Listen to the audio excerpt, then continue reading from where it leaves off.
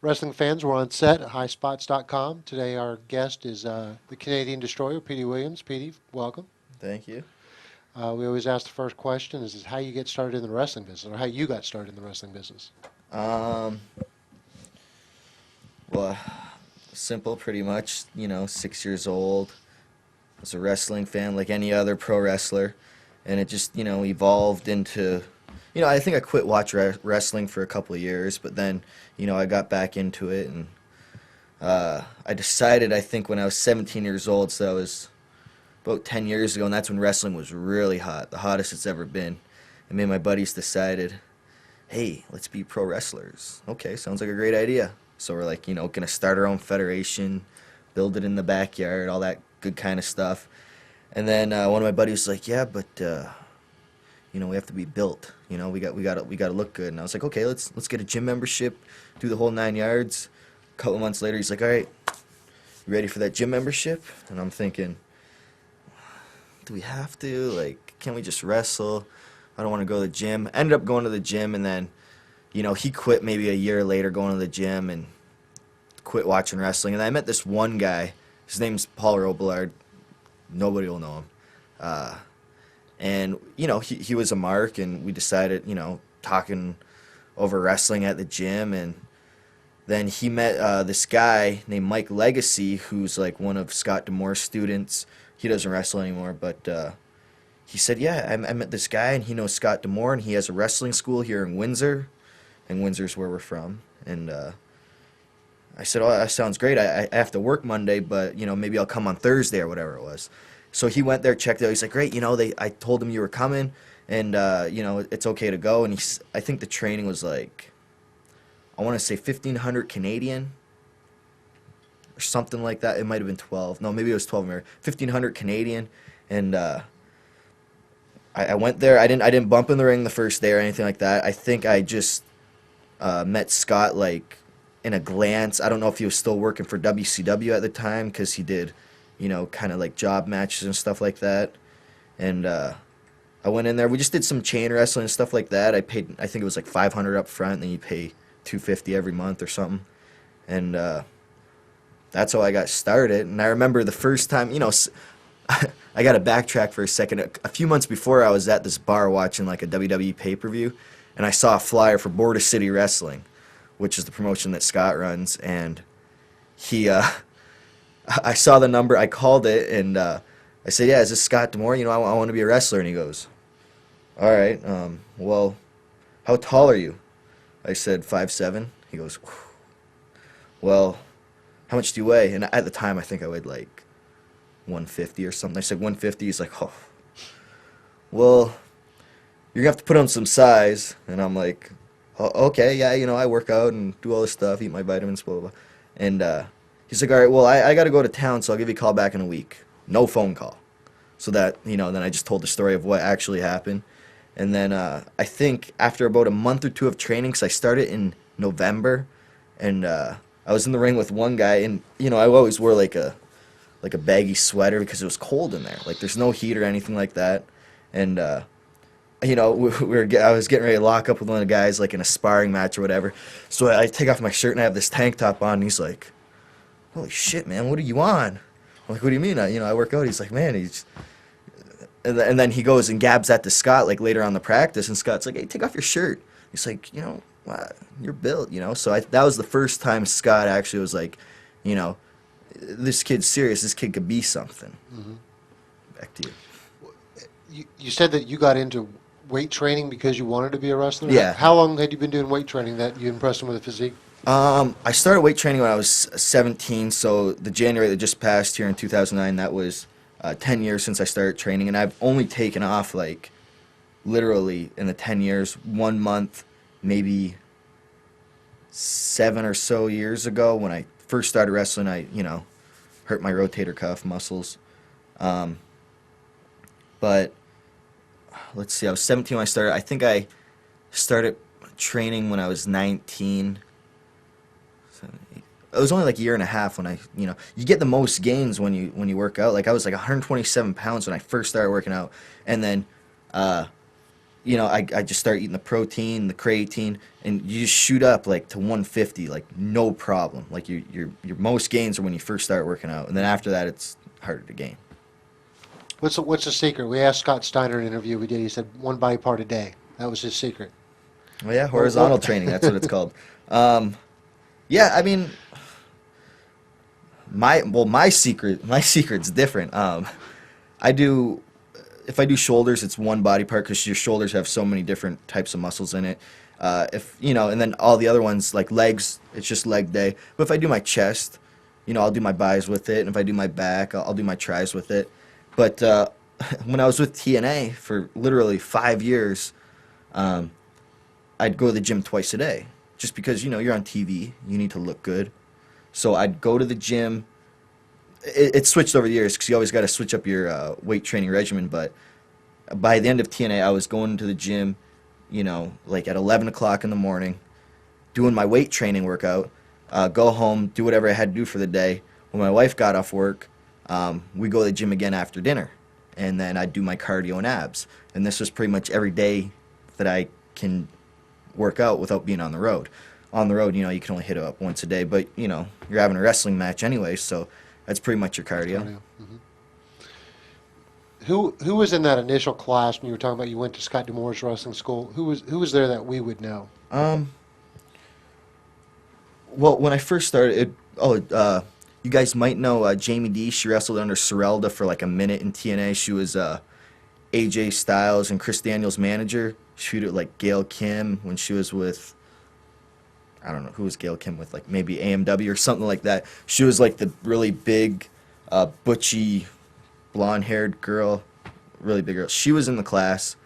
And then I know like they say Alex Shelley and Chris Sabin were trained by Scott D'Amore, but they were already trained by another guy who has no name credibility whatsoever, and they probably only trained for like maybe 6 months before, they came over to Scott's school. I remember Sabin being there, back when he was just doing the indies, and Scott, he says he's trained by Scott because Scott kind of said, okay, these are the proper shows you can do, and then just like tweaked his skills. You should be doing this instead of that. And then, Sabin just, one of the best. He just shot off like a rocket, and he, the rest is history. Same with Alex Shelley. He was trained by, once again, a nobody. And then he went over to Scott's school, and same thing happened with him. So, and also A1, if you guys remember A1 from Team Canada. Sure. He might have started a few months before me, but he was really like, he'd come and go because, he had a shoot job and, bodybuilding and all that kind of stuff. He won, where we're from, Mr. Windsor's, the heavyweight competition. He leaned down to like 198, and he looked in phenomenal shape. Like I didn't even recognize him. But, yeah, A1 too. I think that's it. What was the the independent scene in that area? There was a lot of people that, like Smarter Marks would know, like, myself, the Motor City Machine Guns. I remember when I was starting out, Zach Gowen was a referee, and he'd, like, literally, when he'd go to count, he'd have to bend his prosthetic leg to make the count. And I remember he was the absolute nicest guy, like, yes, sir, okay, yes, sir, okay, I'll do that, sir, yes, sir, now, forget about it. And, like Jimmy Jacobs was around from Ring of Honor. I don't know who I'm missing, but there's a lot of people around that went on and to make it. What do you remember about Scott D'Amore and his involvement with WCW when you first met him? Like very little. I mean, when I started, WCW was just about going under. But just from the stories, I know that Scott knew somebody. I want to say his name was Jody Hamilton, maybe, and literally Jody would call him up. They'd make the drive down to Atlanta, which is probably like 12 hours from where Scott is in Windsor, and he'd be like, yeah, I need this many guys for WCW tapings. And he'd be like, all right. And one of the stories off the top of my head, I remember Scott telling me that he was one guy short, and they needed a certain amount of guys, and this guy had like 1 month of training. And he's like, listen, when you go down there, you've been wrestling for 2 years, and you've had 100 matches if anybody asks. And he's like, all right. It's like, okay, so what is it? 2 years, 100 matches, no problem. So he gets in there, and his first match ever, he's never even had a match. His first match ever is against Steve Austin or something, like, because Scott did the job thing for like a while before Steve went back to WWE. And yeah, I mean, Steve locked up, what are you doing? Loosen up, you know, that type of thing.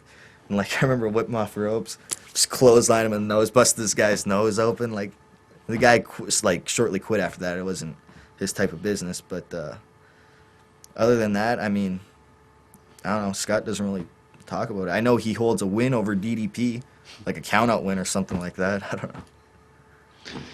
Who were helpful to you earlier in your career, getting you past, I guess, the local independent scene, getting noticed? Well, definitely Scott. I mean, he's the one that trained me. Who else? You know, Alex Shelley, actually, when I met him, he was doing work for like IWA Mid-South, which is ran by Ian Rotten, and he brought me down there for the first couple times. I remember the first time I went, I was booked to wrestle like Chris Hero, and I remember we were running so late, we hit like the biggest traffic jam in Indianapolis, and we're literally changing in the car, and then when we get there, I'm in my gear, and they said, "Oh, the show's been canceled because only like 6 people showed up or something like that." And then he's like, "But I'll book you for like the triple shot in August." Okay, no problem. We drive back down there, and this is back when Ian ran in Evansville. We drive all the way down there. All the wrestlers are outside. I'm like, what the hell's going on? And there's a notice on his building saying he's been evicted. So I'm like, all right, this is great. So we stay at Chris Hero's house, which is nicknamed Wrestle House because it's everything wrestling, any tapes you could think of. I mean, you guys think you have a lot of tapes in here. You should see Wrestle House. And, you know, we worked our way back up from you know, Kentucky all the way up to Michigan, and we hit a couple local shows on the fly, like last-minute bookings on the way. But then, you know, since then, I just kept going down, working for Ian. And Alex Shelley, you know, he got me that hookup. You know, other than that, I mean, I got pretty lucky with TNA. I got in, I mean, relatively early. I think Scott was booking for them at the time, or helping book, and I don't know if he thought I wasn't ready because I wasn't doing a lot of indies, but he saw that I was doing, you know, a lot of IWA Mid-South, CZW. I was getting bookings on my own. He was thinking like, okay, well, this kid's ready. So, I mean, it's so hard to break into the wrestling business, but it was like literally I just had to stand there and not move and let the opportunity hit me in the face. I mean, I had it pretty easy compared to most people.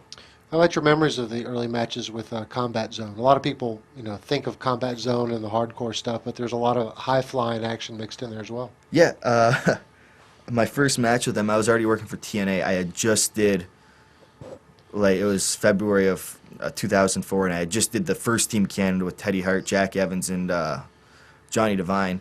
And me, Jack, and Teddy were booked for CZW, and it was a three-way match, and you know, I didn't think the match made sense, pretty much. Just wasn't comfortable doing, like, my first match I didn't feel comfortable with. I mean, Jack's, like, diving off the balcony, and we're doing all this crazy stuff, and I'm just like, what's going on here? But, you know, my next couple times I was working, like, guys like Sanjay and Roderick Strong and Nate Webb, and, you know, I thought I only worked for him maybe a handful of times, but, you know, I got comfortable working in the arena after a while.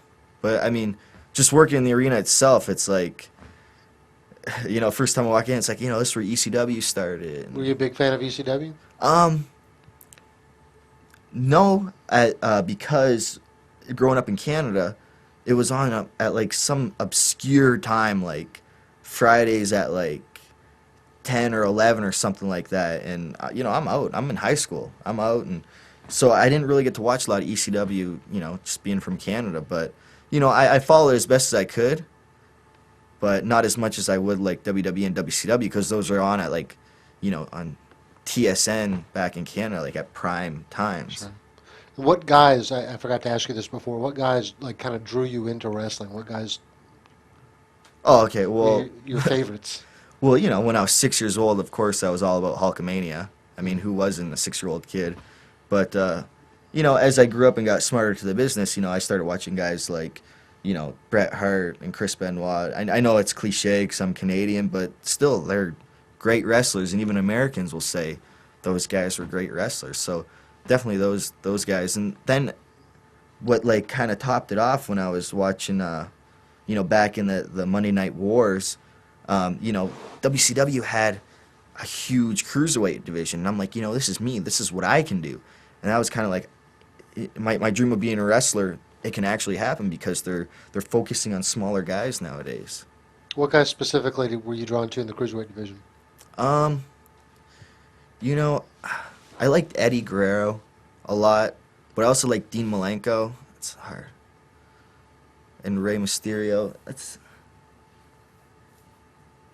Do you I look don't at know. Did you look at someone like Ray, and for you had to overcome your height because wrestlers Yeah. are expected to be a certain height. You look at like a Ray Mysterio and see how successful he is, and I'm sure you're taller than Ray. I never met Ray, but I've heard through all the people I've worked with that I am taller than Ray. But I mean, it's deceiving because on television, you don't realize how short Ray is, even though he's up against like bigger guys. You still don't realize how short he is just because you're never constantly going nose to nose and you can't see the actual like defined height what's going on. He's always like flipping on this guy's shoulder and that guy's shoulder, so you don't really get to see how small they are. The same with me. When people see me on television maybe by myself in a promo, they don't realize how short I am until I'm not next to like a Matt Morgan or somebody that's taller on the TNA roster. Did you ever look at your height as a big disadvantage after you got into wrestling? Oh yeah. And it's still, I've always been, after they got rid of Amazing Red TNA, I was the shortest guy on the roster ever since. Like ever, and it's still, I mean, it's still, I mean, height is always going to be a factor in wrestling. I mean, it doesn't matter how big you are this way. It's, people don't look at you on the street as like a superstar. I mean, in the ring, I got my shirt off. Okay, maybe this guy is a superstar. But when I'm on the street dressed like everybody else, I blend in with society. If you see other guys like Abyss and, the Booker T's who are tall, they stick out and they are viewed as superstars in the public eye. Mm-hmm. And that's why it's always going to be, the height disadvantage is always going to be there in wrestling.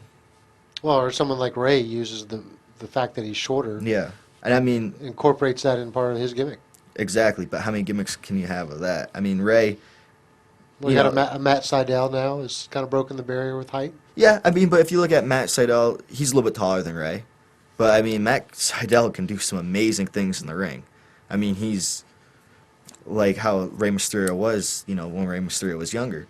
But Matt can definitely do some amazing things. Ray, I think they use it in the WWE because he's at the same height as, kids almost, so they can relate to him like that.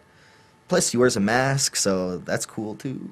Were you ever drawn to the lucha style in any of your studies of Uh, wrestling? yeah, but I mostly got into studying it more within the last 2 years. Myself, Alex Shelley, and Chris Sabin, like we're really good friends, and we drive up to Scott's school, and Alex Shelley, 'cause he really studies tapes and like everything about it, and he teaches some lucha drills. So within the past 2 years, I've gotten really comfortable with lucha, working on the right side, stuff like that. So now it comes really easy to me. What was your big break getting into TNA? Well, Scott said they're gonna do a Team Canada angle, and at first I think they wanted Bret Hart to be the coach, like the Scott D'Amore role. They wanted like Bret Hart with, I don't even think my name was listed. I think they wanted Harry Smith, British Bulldog son, and like Teddy and Jack Evans, even though he's not even really Canadian, and maybe Johnny Devine. I don't know who they wanted, but they ended up using me, and they couldn't get Bret Hart, obviously, so they used Scott D'Amore. And my first day down there, we were filming they were filming the X Cup, and what they do is they do 2 weeks that you'll see on television, and the third week will be dark because it was pre-taped on the other 2 weeks that we filmed. So I don't know if I explained that properly, but anyways, before the pay-per-view actually goes on the air, there was 4 matches, and one of them was myself versus Juventud Guerrero. And even though that will be aired 3 weeks later, that was my first match in TNA, and I think we were the first or second match, and Teddy versus Mr. Aguila were the first or second match. And I guess Teddy blew out his knee in the match. And when I came back from my match, Disco Inferno who was an agent at the time, goes, "Hey, are you Petey Williams?" I go, "Yeah," and he goes, "All right, you're up first on the pay-per-view. You're working Jerry Lynn and Juventud Guerrero. Get with them." And the pay-per-view literally starts in 10 minutes. There's 2 more matches before I go up, and I'm like,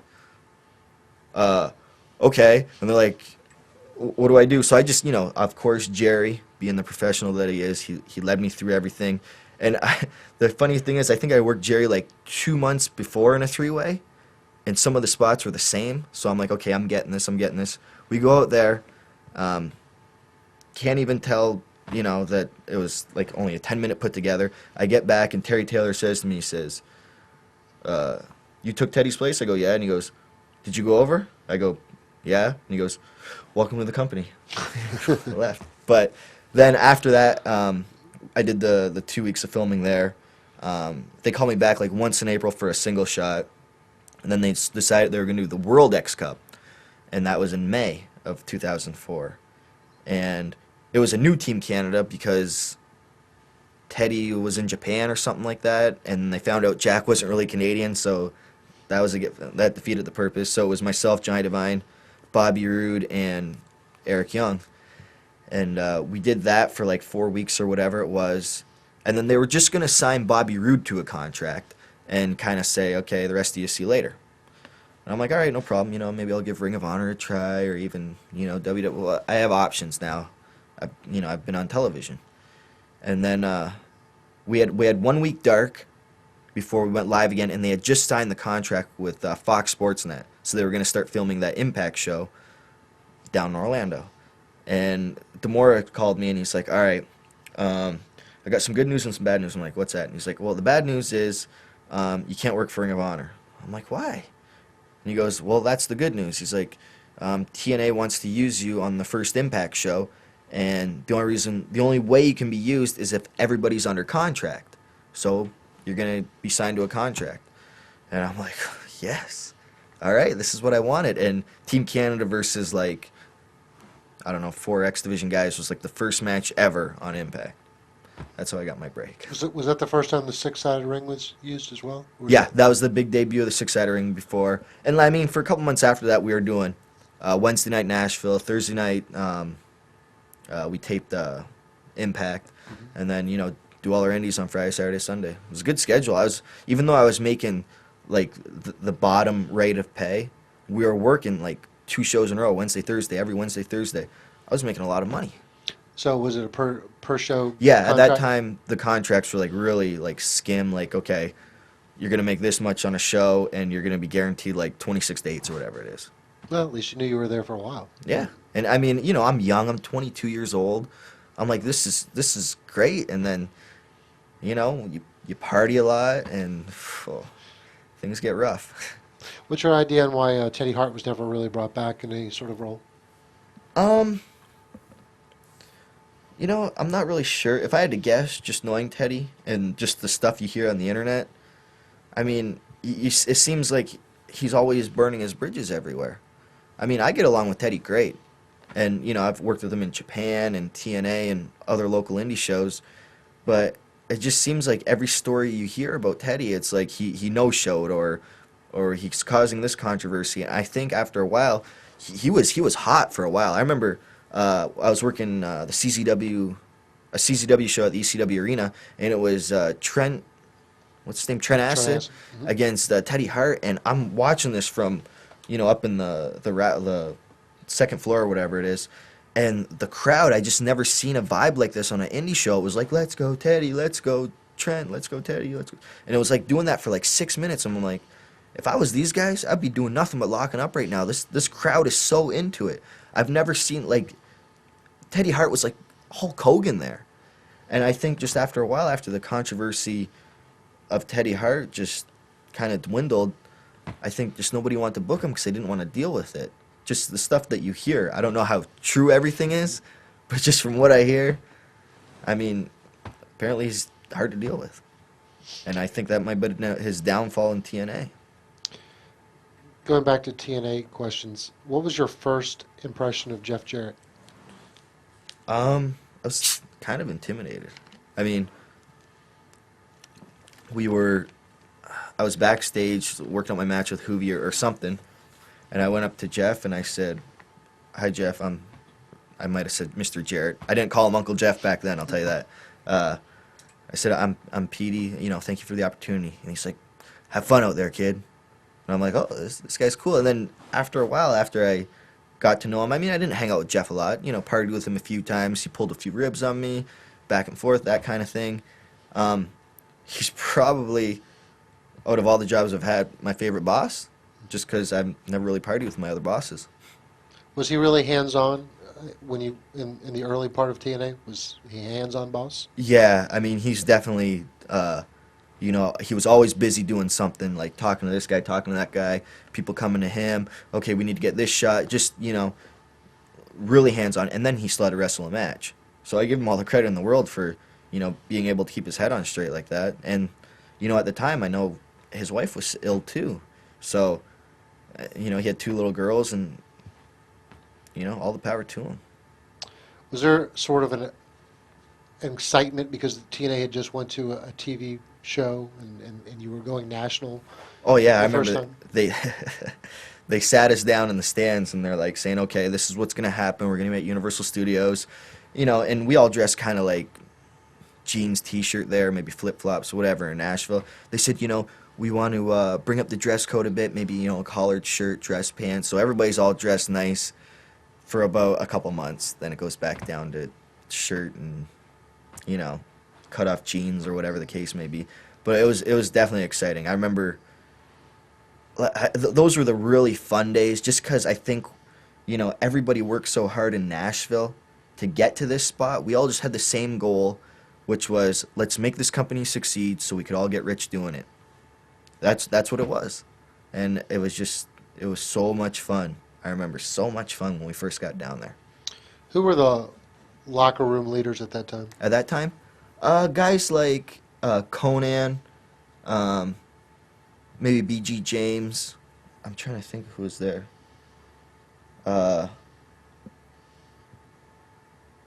I remember those two definitely because they dressed at, like, in our locker room. There was like two trailers of locker rooms because not everybody could fit in one, but they were always right there giving us advice. And plus, we were Team Canada was wrestling Three Live Crew a lot, which was, you know, Truth, BG, and Conan, and they were always, you know, trying to give us advice. And I remember BG going up to us one night saying, "Listen, they know you guys can do the X Division stuff." He was talking to all of Team Canada. He's like, "You know, they know you guys can do the X Division stuff. That's great. You guys can wrestle. But now what they're looking for tonight is to see if you can do the entertainment aspect." So he really helped us out, like saying, "Okay, this is what they're looking for. Make it happen." That kind of thing.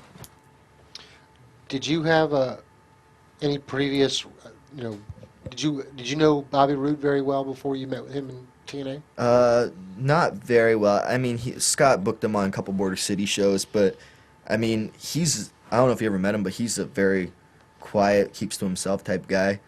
And, but now, you know, I look at him like as a big brother. So no, I didn't know him. I know he was a great worker and the Fed was interested in him and stuff like that. The guy I knew the most was Eric Young, just from, you know, working him a lot, and he was at a lot of Scott D'Amore's shows. I didn't know Johnny at all when I first met him in the first Team Canada. I think I met him like once on a Scott D'Amore show, so I didn't really know anybody. I knew Chris Sabin, he was working there at the time. That's the only person I knew. And what about the members of the first X Division title run you had? Um,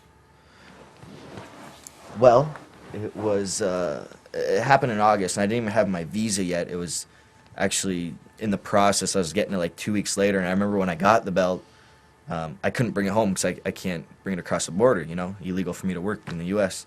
And I had to give it to one of the refs to carry around. So that was kind of a treat.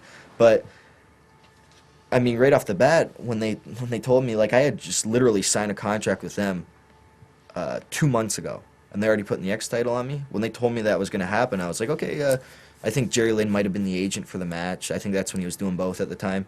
I'm like, what's happening? You know, and he's like, oh, you're in there till the end. I'm like, okay, who's going over? And they're like, you. I'm like, what? And I'm like, all right. And what's the finish? And they're like, well, the Canadian Destroyer. And then that's when I started realizing like, okay, this move's pretty big. They like this move. They're reacting to it. And the title run was like up until the next January. I mean, and they at the time, you got to remember, X Division was like the hottest thing. It was like the AJ Styles, those guys up there. It was the hottest thing. And when our first like monthly pay-per-view, when we got rid of the Nashville pay-per-views in November or whenever it was, they had me go over on AJ, like their top guy. They had me go over on him. And I'm like, okay, that means I'm like probably one of the top guys around here. Mm-hmm. And that's when I realized, I'm like, okay, this is great. This is good stuff. You put it in there, but you knew the move was over too. Mm-hmm. Uh, you get asked a lot about the origins of the move. Mm-hmm. You always give different answers and stuff in all your Yeah. interviews and stuff. But do you remember the first person you put the move on? Yeah, Matt Seidel, Evan Bourne. Yeah. Have you had a lot of people since then, especially after seeing it, say, I'm not really comfortable doing that? Yeah, CM Punk. Yeah. Really? No, I remember because I was working for Ian Rotten, and I did to Matt Seidel for the first time, and the crowd went nuts. And it wasn't even the finish. I didn't know how this move was going to turn out. I'm like, okay, Matt, it's going to go something like this, and you're going to backflip. And he's like, yeah, whatever, man. He don't care. And then it turned out perfect. I'm like, oh, and the crowd went nuts. And literally, like, I don't know, a month later or something, the place that we ran was somewhere in Illinois or Indiana, and it was like his biggest draw. Like, he used to draw like 300-400 people, and it was a small venue, so it looked packed. And Ian's like, you're the most over guy here. I'm like, oh, sweet. And they put the title on me. I think I did like a 7-man match. Right after that, the winner gets BJ, and then I went over on BJ, and then like 7 minutes or something like that. And I remember I had to work CM Punk like a month or two later. And, CM Punk's a veteran. And I said, so what do you want to do? And he's like, yeah, I don't want to do the Canadian Destroyer for the finish because I think it's stupid. I'm like, I laugh. I go, all right, what do you want to do? So let's do the sharpshooter. I'm like, no problem, man. Because I'm never that guy, just because I know the move, people are uncomfortable taking it. I mean, just because you could land on your head. I've never injured anybody in my life with it. Regardless of what Alex Shelley's Wikipedia said, that was not me. I've never hurt anybody with it, but I understand that it's a scary move, and I'll never ask anybody to do it. Like, will you do this? Never. Now it's like, after a while in TNA, it's like, okay, you're doing this move. You're doing this move. So I didn't have to try to get it over anymore. It was over. But is it also a curse in some ways? Because Yep. there's some guys that they're not going to take that move. It's a curse in many ways. I mean, you're kind of stuck in the X division when you're doing that move, because there is guys that refuse to take it. But like I said, it's safe. And I remember Sanjay Dutt, the first time I did it to him, he didn't want to take it.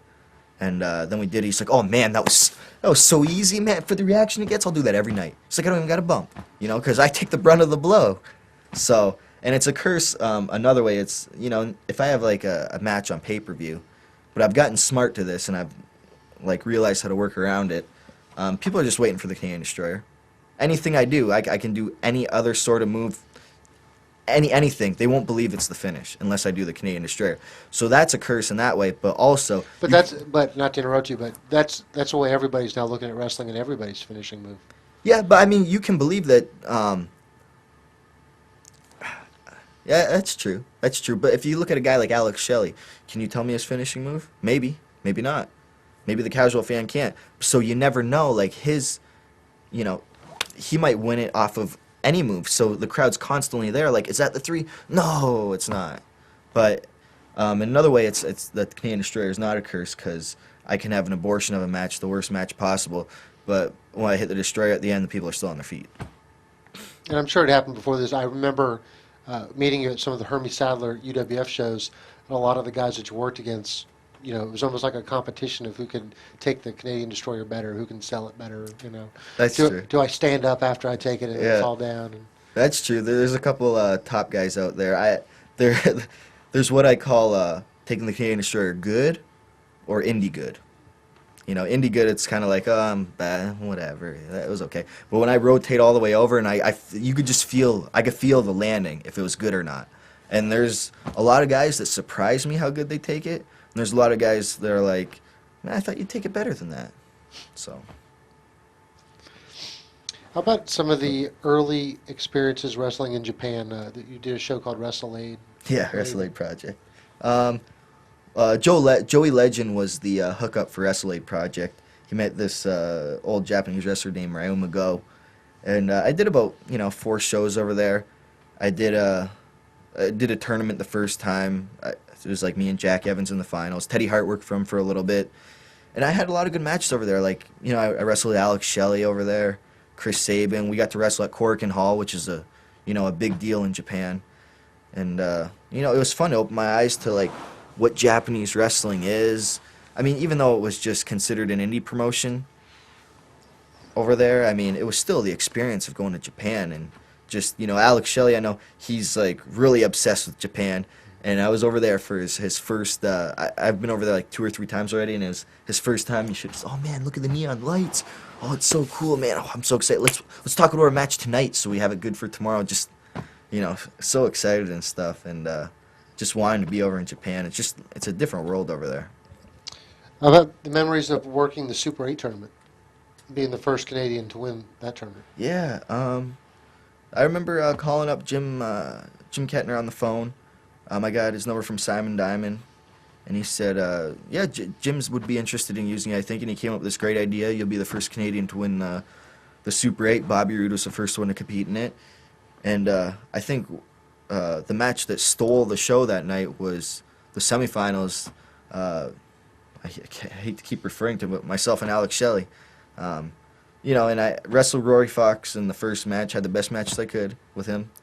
And me and Alex Shelley had a really good match. And me and Puma's match in the finals was, it was pretty good. But by the time you get there, you've already wrestled 3 matches, and your head's just exhausted, and your body's exhausted. And you just go out there and you try to you're pretty much dragging ass by the time the 3rd match comes. But, after the show in the ring, they want the whole speech and everything like that.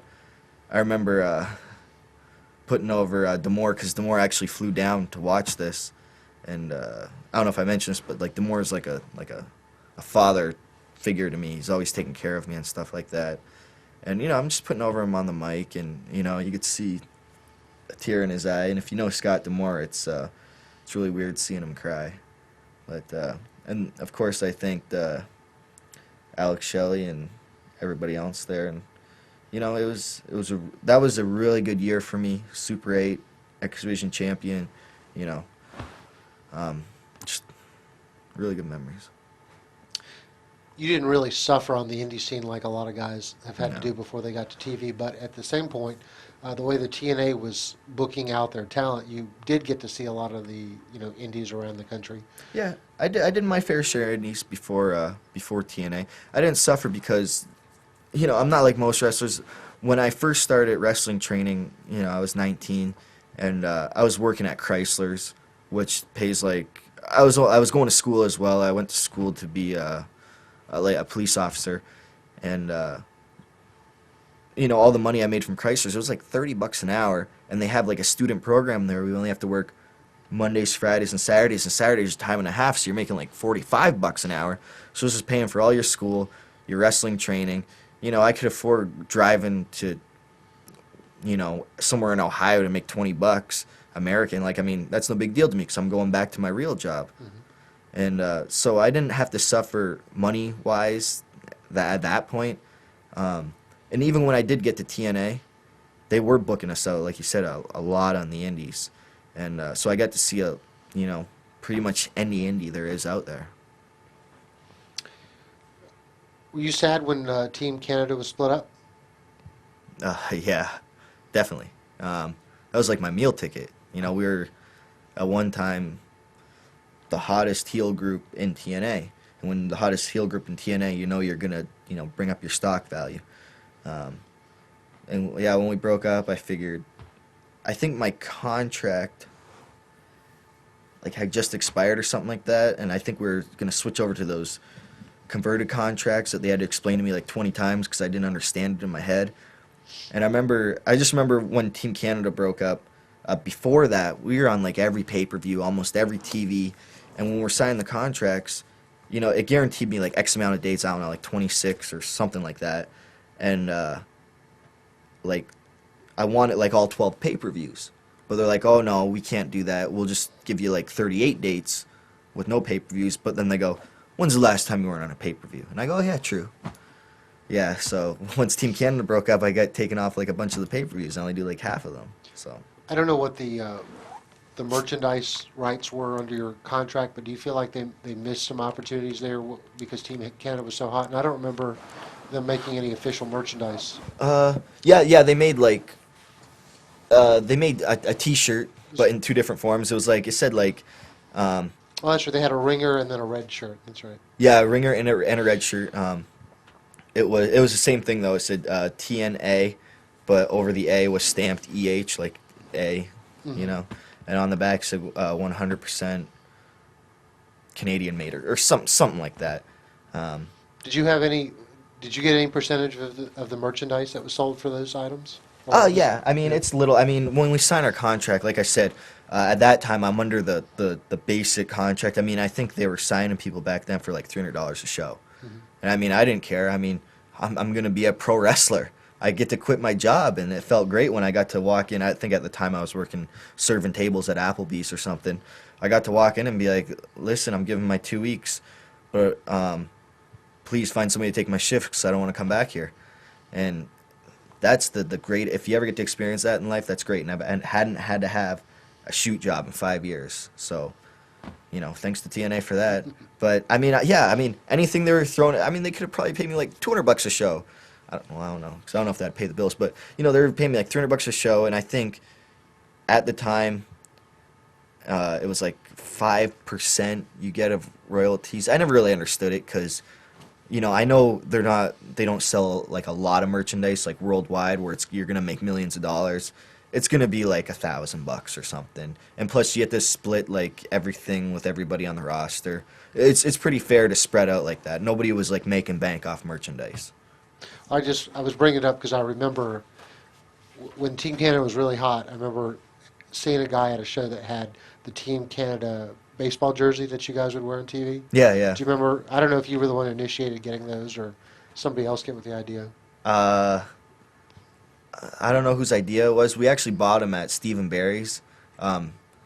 It's just like a clothing store. I think they actually went bankrupt and shut down. Yeah. Yeah, we went to all the Steve & Barry's all over. We'd found and Did you? get them up. Everybody thought it was like official TNA merchandise. Yeah. No, we just we should have did the same thing. But I mean, they're cheap. They're like $10 or something. But the embroidery on the back costs more than the actual shirt. I think the shirt was only like $8 or something. Right. The embroidery costs like $20, and you just put our number and our name on the back. And I wish I still had that.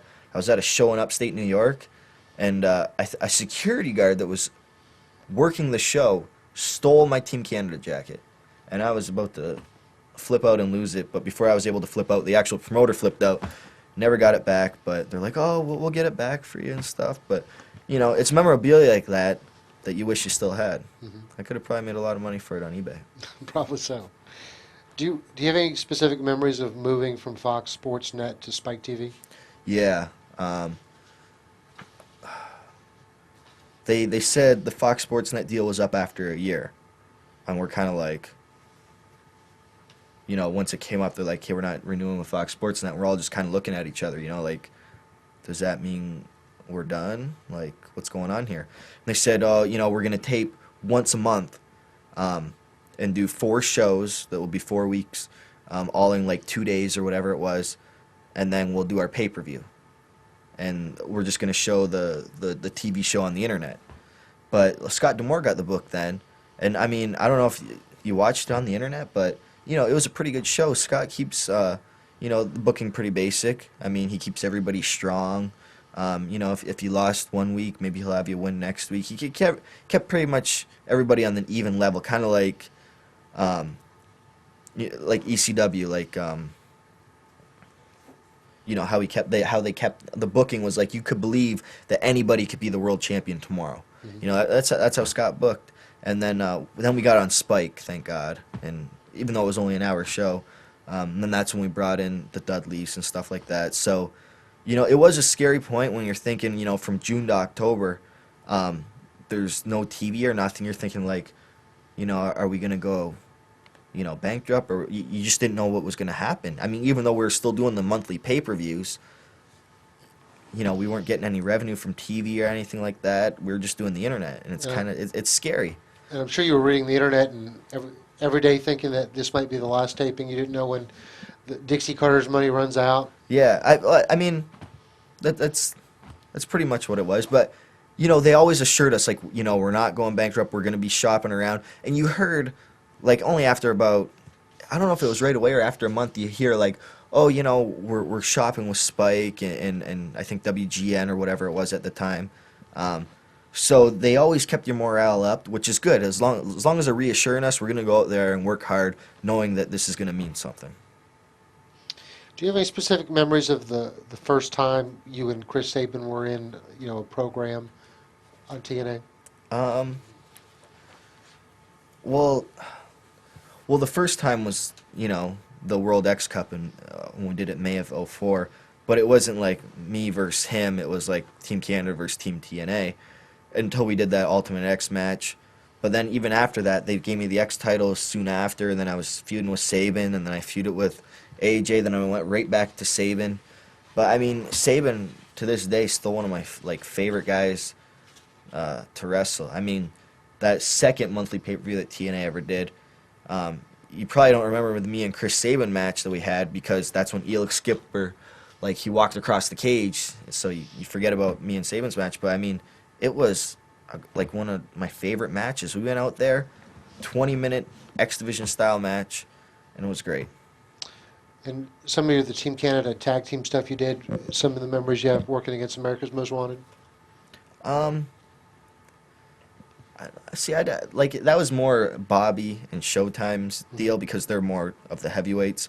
I did more of the X Division stuff. But still, even when I did work them on the few occasions, I mean, that was a hot angle, especially when you're in Nashville. And, you know, you got Cowboy James Storm. They love cowboys in Nashville. You got Chris Harris. You got these two guys that are total baby faces down there. And then you have us speaking proper English. And, you know, they hate us. They hate Team Canada. And, I mean, you could feel the intensity in the crowd. I remember watching, before Team Canada got down there, watching TNA, and it felt like, man, you know, there's no crowd reaction from these people. And I remember asking around the locker room, they're like, yeah, they're spoiled. You know, they see us every week, so, you know, they're thinking, what's next? They've seen every type of match, every type of move, whatever. And then once Team Canada came, they just hated us so much. You could feel that energy just come back to life in that crowd. They just want to see us die. I've had some memories of working against the Naturals. I don't know if I worked them a lot either. You didn't work there? I mean, I'm sure I did. But I mean, not a lot, nothing. I don't think we had a big angle. Like I said, that's more of Bobby and Showtime's deal. I did more of the X Division stuff at the time. You also got to work against Jushin Liger. Yes. Yeah, that was an experience. I don't really know. I don't really know what to say about that. I met him that day. We put together the match, and it was pretty basic. I was expecting like he'd want to do more or something, but we just called a few things, and then I've seen his tapes like so many times. I know what he does, so you know, when he puts you in this hold, okay, I know what he's gonna do next, and you know. But it was a good experience. That was my first time, I think, working, you know, a Japanese name of that caliber, like Jushin. Just because it's probably going to be a kind of a theme that runs through like the next half hour of some of my questions is, in April of 2005, Kid Cash made some comments about being discouraged about TNA bringing in a lot of the WWF, WWE talent that was coming in. It was kind of a change where he felt like a lot of the guys who built the company were getting pushed down by some of the talent that was coming over from Vince's TV. Mm-hmm. Was there any point in your head where you felt like it turned in from a positive to a negative experience bringing in the outside talent? I don't know if there was ever that point. I was more excited because I'm trying to think of the first, like, was it Rhino the first bigger name that came over was? Maybe? I don't remember. It was the Dudleys, right? Dudleys, yeah. Mm-hmm. The Dudleys came over, and I'm thinking, like, it all happened so fast because you're like, okay, we're on Spike TV, and we're bringing in the Dudleys. You're like, Spike TV. I watch that that channel. I'm like, I don't have Fox Sports and that I live in Canada, but I have Spike TV. I'm like, this is great. TNA is really starting to. So you almost embrace whatever's gonna help make the company more popular, and in return put more money in my pocket and make me more popular. I'm fine with it. But I don't ever remember a certain point where it's like, oh, this sucks. Because whenever they come in, like, the ex-WWE guys, like, I remember I was excited for Christian. I remember the first night he came in, had dinner with him at the Ale House. Genuinely happy to be here. It's almost like, they were just happy to be doing something different.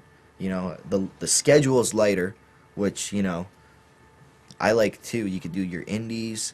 You can spend more time at home. Like, I go to the gym twice a day.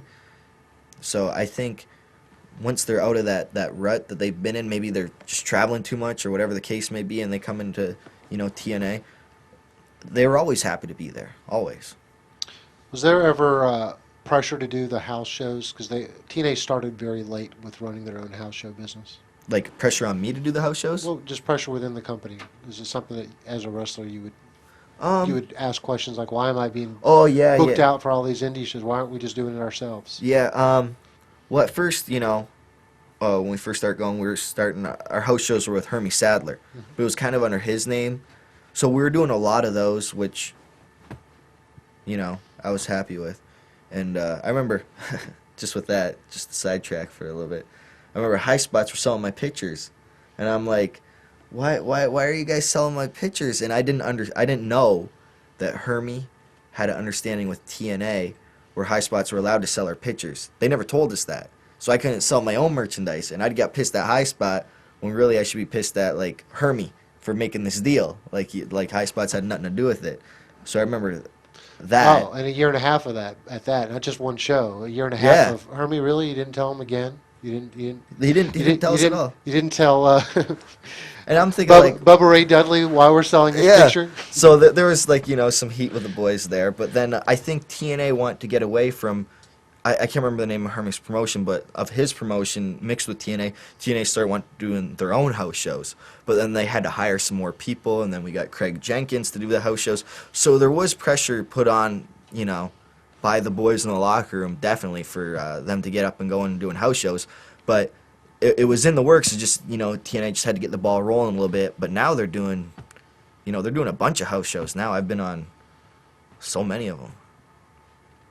Do you think the morale of the locker room, the TNA locker room, changed at all as more of the WWE guys came into it? Do you think it was just a different feel to it? Yeah, I mean, a little bit. I mean, I'd be lying to say if there wasn't. I mean, you get more people coming in, and it's not just WWE. They're hiring, other people too, whether it be for Ring of Honor or just from the indies. The locker room's constantly changing. When I first started, it was always the same guys for the first year or two. And then, you see the guys the Naturals get released and Michael Shane, the guys that I started with. And then there's the new locker room forms. And, there's going to be, conflict of interest between people anywhere you go. I think it was the Naturals were the first, I guess, young guys that got released. Maybe Kid Cash was maybe before him. Well, he kind of had his own undoing, though. I mean, the first guys that, against their will. Yeah, and I mean, when you start seeing that happen, because you got to remember, nobody was released before. I don't think it was WWE's guy coming in that was bad morale. I think it was more, oh, my buddy's got released. Am I next on the chopping block? You're always thinking you're next on the chopping block. I remember when near the end of my run with TNA, they did this injury angle with me where I was off TV. They said for a month, but it ended up being 2 months. So then I'm thinking, my contract's up very shortly. They're probably just going to sit me at home for the rest of my contract. That's what I'm thinking they're going to do, just take me off TV, out of sight, out of mind. And so, I started making other plans. I'm like, you know what I think I'm going to do? I think I'm going to be a personal trainer, start studying for my exam. If TNA calls me back, that's great. I'll do both. Just because of the schedule is so late, I could have 2 jobs if I wanted to. And then they called me back. And so you're always thinking you're the next on the chopping block. And that does, bring down morale. but at the same time, you have to prove yourself every time you go out there. Like, I have to do extra better this time, extra good, so I don't get put on that chopping block. I have to show that I'm valuable to the company, which, I mean, in one way can be good because you're trying to show that you're a valuable asset to the company. You're going to get a good match out of everybody that if they think they're next on the chopping block. The X Division gave TNA its a unique identity Mm-hmm. for about 2 years, and that was probably what drew a lot of the, we'll just call them the internet fans, Okay. into the product. Mm-hmm. And then as WWE guys came in there, it almost seemed like it was the X Division that had to change. It had to mold. And one of the specific examples with that was when they went out of their way to create personas for the people in the X Division, like the Black Machismo, the Maple Leaf Muscle, things like that. Did you guys like that change? Did you think it is a necessary change, or could you kind of see that you were being almost pushed back? Your in-ring talents were being pushed back. Well, there's a couple parts to that question. First off, I mean, X Division was a big thing for the start of TNA, and that's got the smart marks talking about TNA, and that creates a buzz.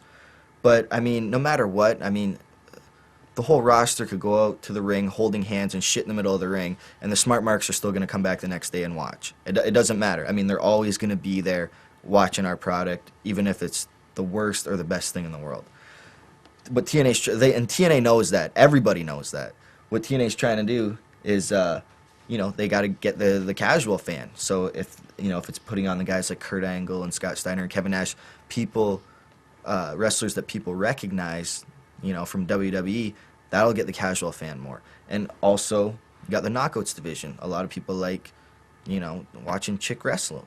So they're just trying to get as many casual fans as can, because I don't think there's a lot of people out there that like every single thing that happens on the TNA show for the 2 hours. Probably not. I mean, they like portions of it, and I think that's where the casual fan is. I mean, they like portions of the show. The smart marks are going to watch the whole thing front to back, 2 hours. It doesn't matter. It's just we have to bring that casual fan in to get that bigger, fan base that, WWE has. The other part of that question is about the X Division and the characters. After Team Canada, the only thing I ever had was my character was I was Canadian. Pro Canada, yay. And I did that for like so long, and I was kind of stuck. It was kind of worn out. And I mean, I remember we did that one Bound for Glory up in Detroit, Michigan. It might have been our first pay-per-view outside of Orlando. And I asked Russo. Russo had just got the book again. And when his first stint there, I didn't really know him. Like, he was on his way out when I was coming in. And I remember Russo saying that I wasn't on TVs. And I had just moved down to Orlando, like, literally, like, a month before. And I'm like, they're already taking me off TVs? I'm like, oh, man. So the match was like a gauntlet match, and it was like 20 people, 20 X Division guys, or whatever the case may be. And I remember coming out, and I was so close to Canada, I got this huge reaction. And then when I hit the Canadian Destroyer, it was an even bigger reaction. And then when I get to the back, Russo goes, hey, stop by the tapings. I think we need to talk. So I'm like, okay, great. This guy sees there could possibly be money to be made with me. So I talked to Russo, and he's like, you know what I think is a good idea for your gimmick? He's like, you should embrace the USA, be pro USA. And I think Russo knows as well as me that I didn't feel comfortable doing something that, it didn't feel like right to me. Not that I'm against the U.S. I live in the U.S. I married an American. I love the U.S. It just, I just didn't feel right being like Captain America or whatever he wanted me to be. And I think, he understood that. That's why that gimmick failed. And then literally 1 year later at the next Bound for Glory in Atlanta, he said, they weren't doing anything with me on TV. He said, Petey, we need to come up with something for you. And I said, okay, well let me think. And I'm racking my brains all day. And then, once again, that name, Alex Shelley, I went to him for the idea. And he said in Japan they do this angle, it's this group that's called the Muscle Outlaws. And they kind of like, they all come up with like maybe a stretchy band or the bendy gimmick or these things. And they're all like a bunch of bodybuilders. And instead of like powder in the eyes, they'll do like protein powder in the eyes. So we kind of stole the idea from that. And I pitched it to Russo, and he liked it. And he said, I think a good name would be Mr. Maple Leaf. And I said, ooh, I don't know. And then I went to Alex Shelley again, and I said, what do you think? He says, it'd be better if you were Maple Leaf Muscle. And so I went to Russo, and he said, oh, I like the idea. And then it was great because I never get any promo time before that. None.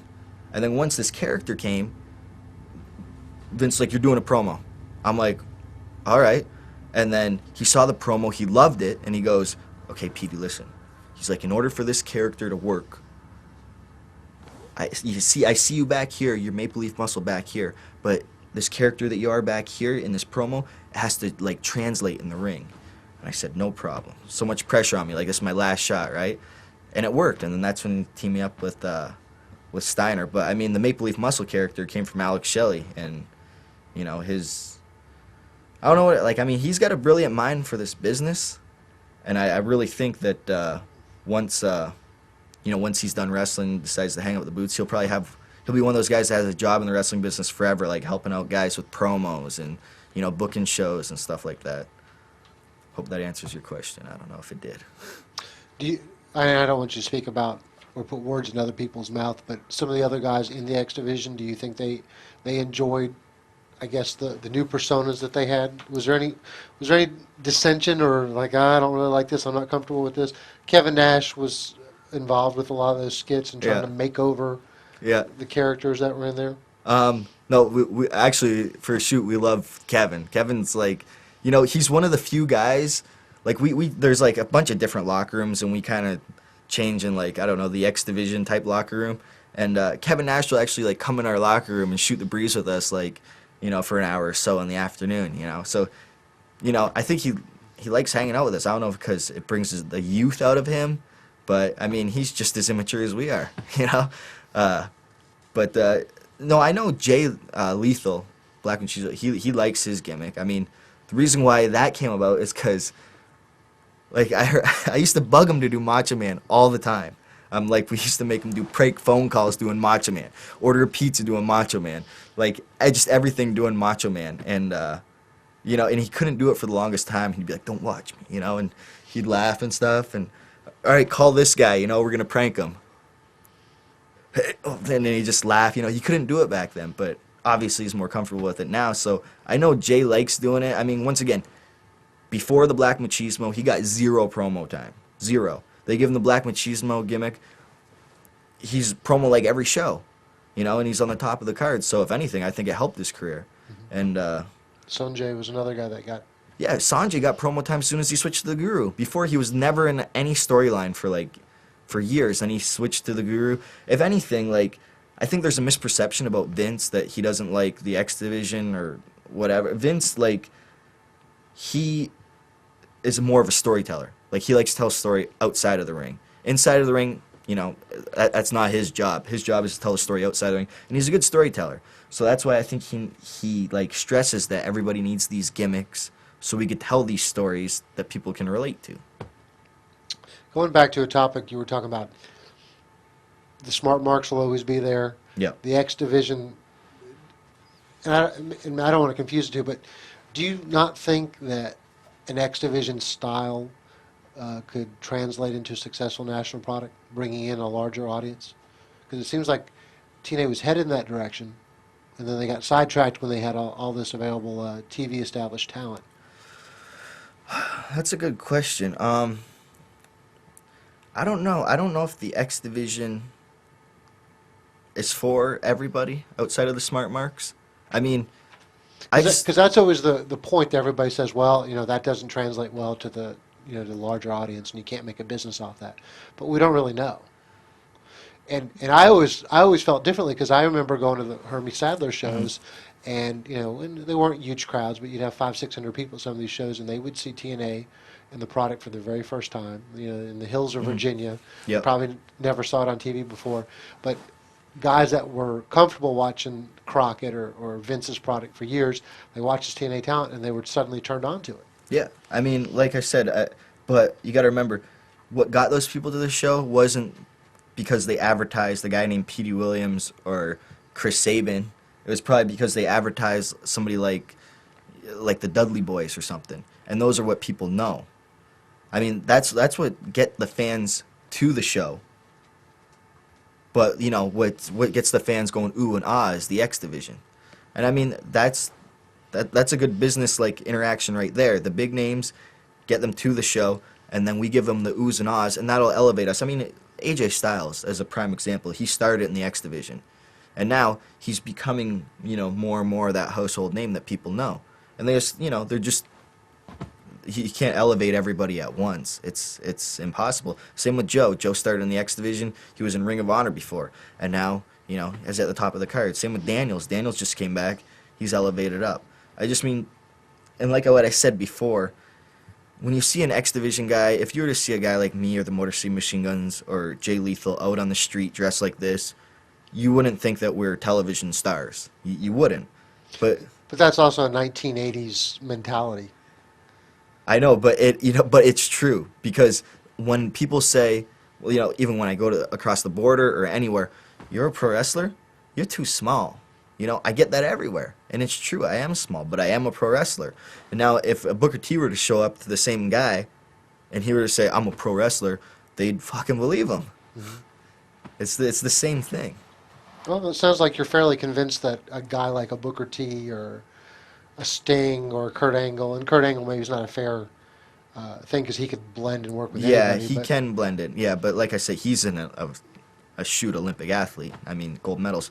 But I just honestly think, like, even when I had to walk around in public, which killed me, for with my blonde hair and blonde goatee, like, I stood out, but people were like, what's this guy trying to do? Like, it took me, like, months to get over the fact that I had to walk around in public like that. But I mean, when you blend in society, you just looked at a society, but when, those tall, big guys, people look at them. Those people are draws. I mean, that's just what I think. I'm not bashing the X Division. I love the X Division. I love that style. That's what style I'm always going to want to wrestle, because I think it's exciting. And but I was one of those smart marks that grew up watching wrestling. And that's the style I like. But there's always going to be people that like that like that X Division style. And it's going to be smart marks and the casual fan as well. I will tell you though, that I had something that portrayed to the casual fan, and I hear it over and over again, is like, they'll say that I was watching TNA once, and I saw you do your move, and I had to stop and rewind it, and that got me hooked on TNA. Mm-hmm. So that's one reason why I thought I had a lot to contribute to TNA when it came to casual fans. That's why I was more shocked when I was released. Do you think the TNA does a good job in terms of branding their own created stars, not the ones they take from someone else, but when they're building their own? Yeah, I mean, see, it's hard because our audience is so small, and I mean, like, they made Joe. They made AJ, Daniels, Bobby Roode, James Storm. There's a good mix, and I mean, a good way for them to get over and to show like how credible they are is when you mix them with the other WWE guys. So I think they do a pretty good job creating their own stars. I mean, they don't have the machine behind them like WWE does, where they get millions and millions of viewers. WWE could, say this guy's going to be a star tomorrow and push him. TNA doesn't have that, that fan base where they can make somebody a star overnight like WWE does. But, hopefully in the future they will get that fan base that they're looking for. How hands-on is Dixie Carter? I'd see her, if we did 4 tapings a month, I'd see her at 2. If we did 3 tapings a month, I'd see her at 2 as well. She'd be there at least 50 to 60% of the time. She's at house shows in Texas or Nashville, some of the bigger ones. Booking, I don't know. I don't know how much goes on behind in the office scene. I can't see her booking the show. I'd say she's more of the money, and Jeff and her have that relationship where I have the money and you book the show. Do you think she surrounded herself with the right people to run a company? I have no idea. I mean, it's not my company. Like I said, I don't know what goes on. It's your opinion, though. It's my opinion. Well, my opinion is, if I owned a construction company, or any company at all, and I hired people to, you know, be in business with me, I'd hope they do what I'd say, because that's what I'm paying them to do. And I mean, Dixie, she surrounded herself with Jeff. I don't know, I don't know who else is in the top. Honestly, I don't know. I know there's Jeff, I know there's Dutch, and I know there's Russo are the head writers, and those are the important people to me, and Dixie. I don't know who else works for Panda Energy, who's owned by us. I know there's Serge, who's her husband. There's Bob Carter. Other than that, I don't know anybody else who's about any important. Do you think the people she's hired does what she says? Yes. Yeah. It's her money. Of course, they better do it. Like I said, if I owned a company and I had the money, you better do what I say, or else you're gone, right? Do you think she's too nice to be a wrestling business owner? That's commonly her. Yeah, no, When she people is, talk about her, say, she's too nice to be in wrestling. No, she is very nice. No, she's a smart businesswoman. I mean, TNA wouldn't have survived this long if she wasn't a smart businesswoman. Well, that's not fair to say. I mean, no one really knows how much money they've lost from the beginning. When you own a company, for the first 5 years, you can write it off as a loss if you're not making any profit. But after that, you can't write that off anymore. So I know, for the longest time, TNA was probably Panda Energy's write-off. So I've heard. It can't be that anymore. They have to make a profit now, or else they can't write it off. And if they can't write it off, you got to throw that company out the window if it's not making you any money. You don't have to do that. That's not true. Well, then they can't write it off as a loss anymore. That's what I'm saying. So you're just going to constantly having this loss of It's money. all accounting. You can say that you've created a library that's worth and is an asset and can be sold later, even though you're still having to put money in to keep it running. Well, as far as I know, they're making a profit now. If they weren't, then they wouldn't have signed,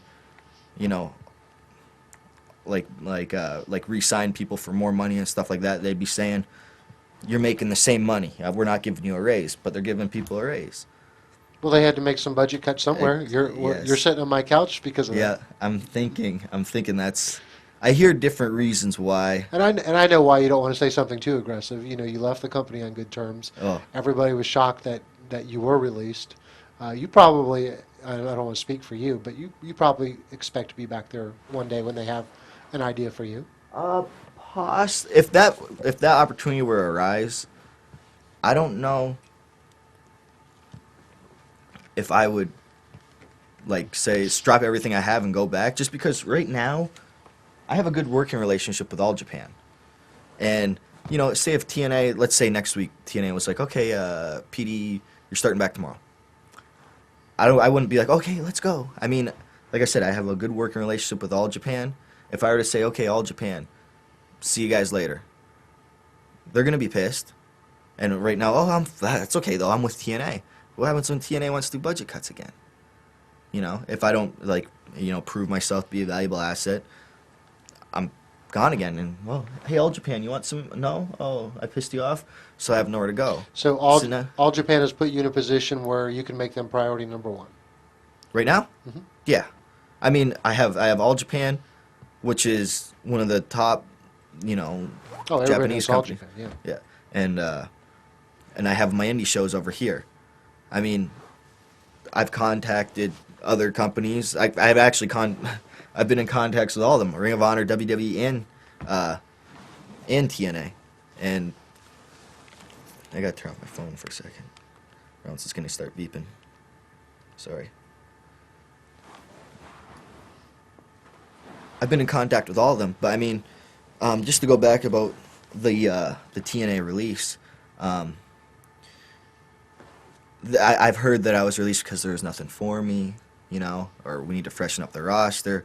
But I honestly think it's got to be a monetary issue, because my contract was up at the same time as a lot of people, and I know a lot of people, got the raises, and I won't lie, I was the highest paid guy in the X division when it came to per show, how much you made and stuff like that. I was the highest paid guy in the X division, so it makes logical business sense for them to get rid of me, considering I didn't have any merchandise out. I just did that little Petey Pump gimmick, and where do you go from there? I mean, you can't just say, okay, you're back to Maple Leaf Muscle. And even when I talked to Dixie after the release, we should probably break all this stuff off into separate sections because I got a lot on this release thing.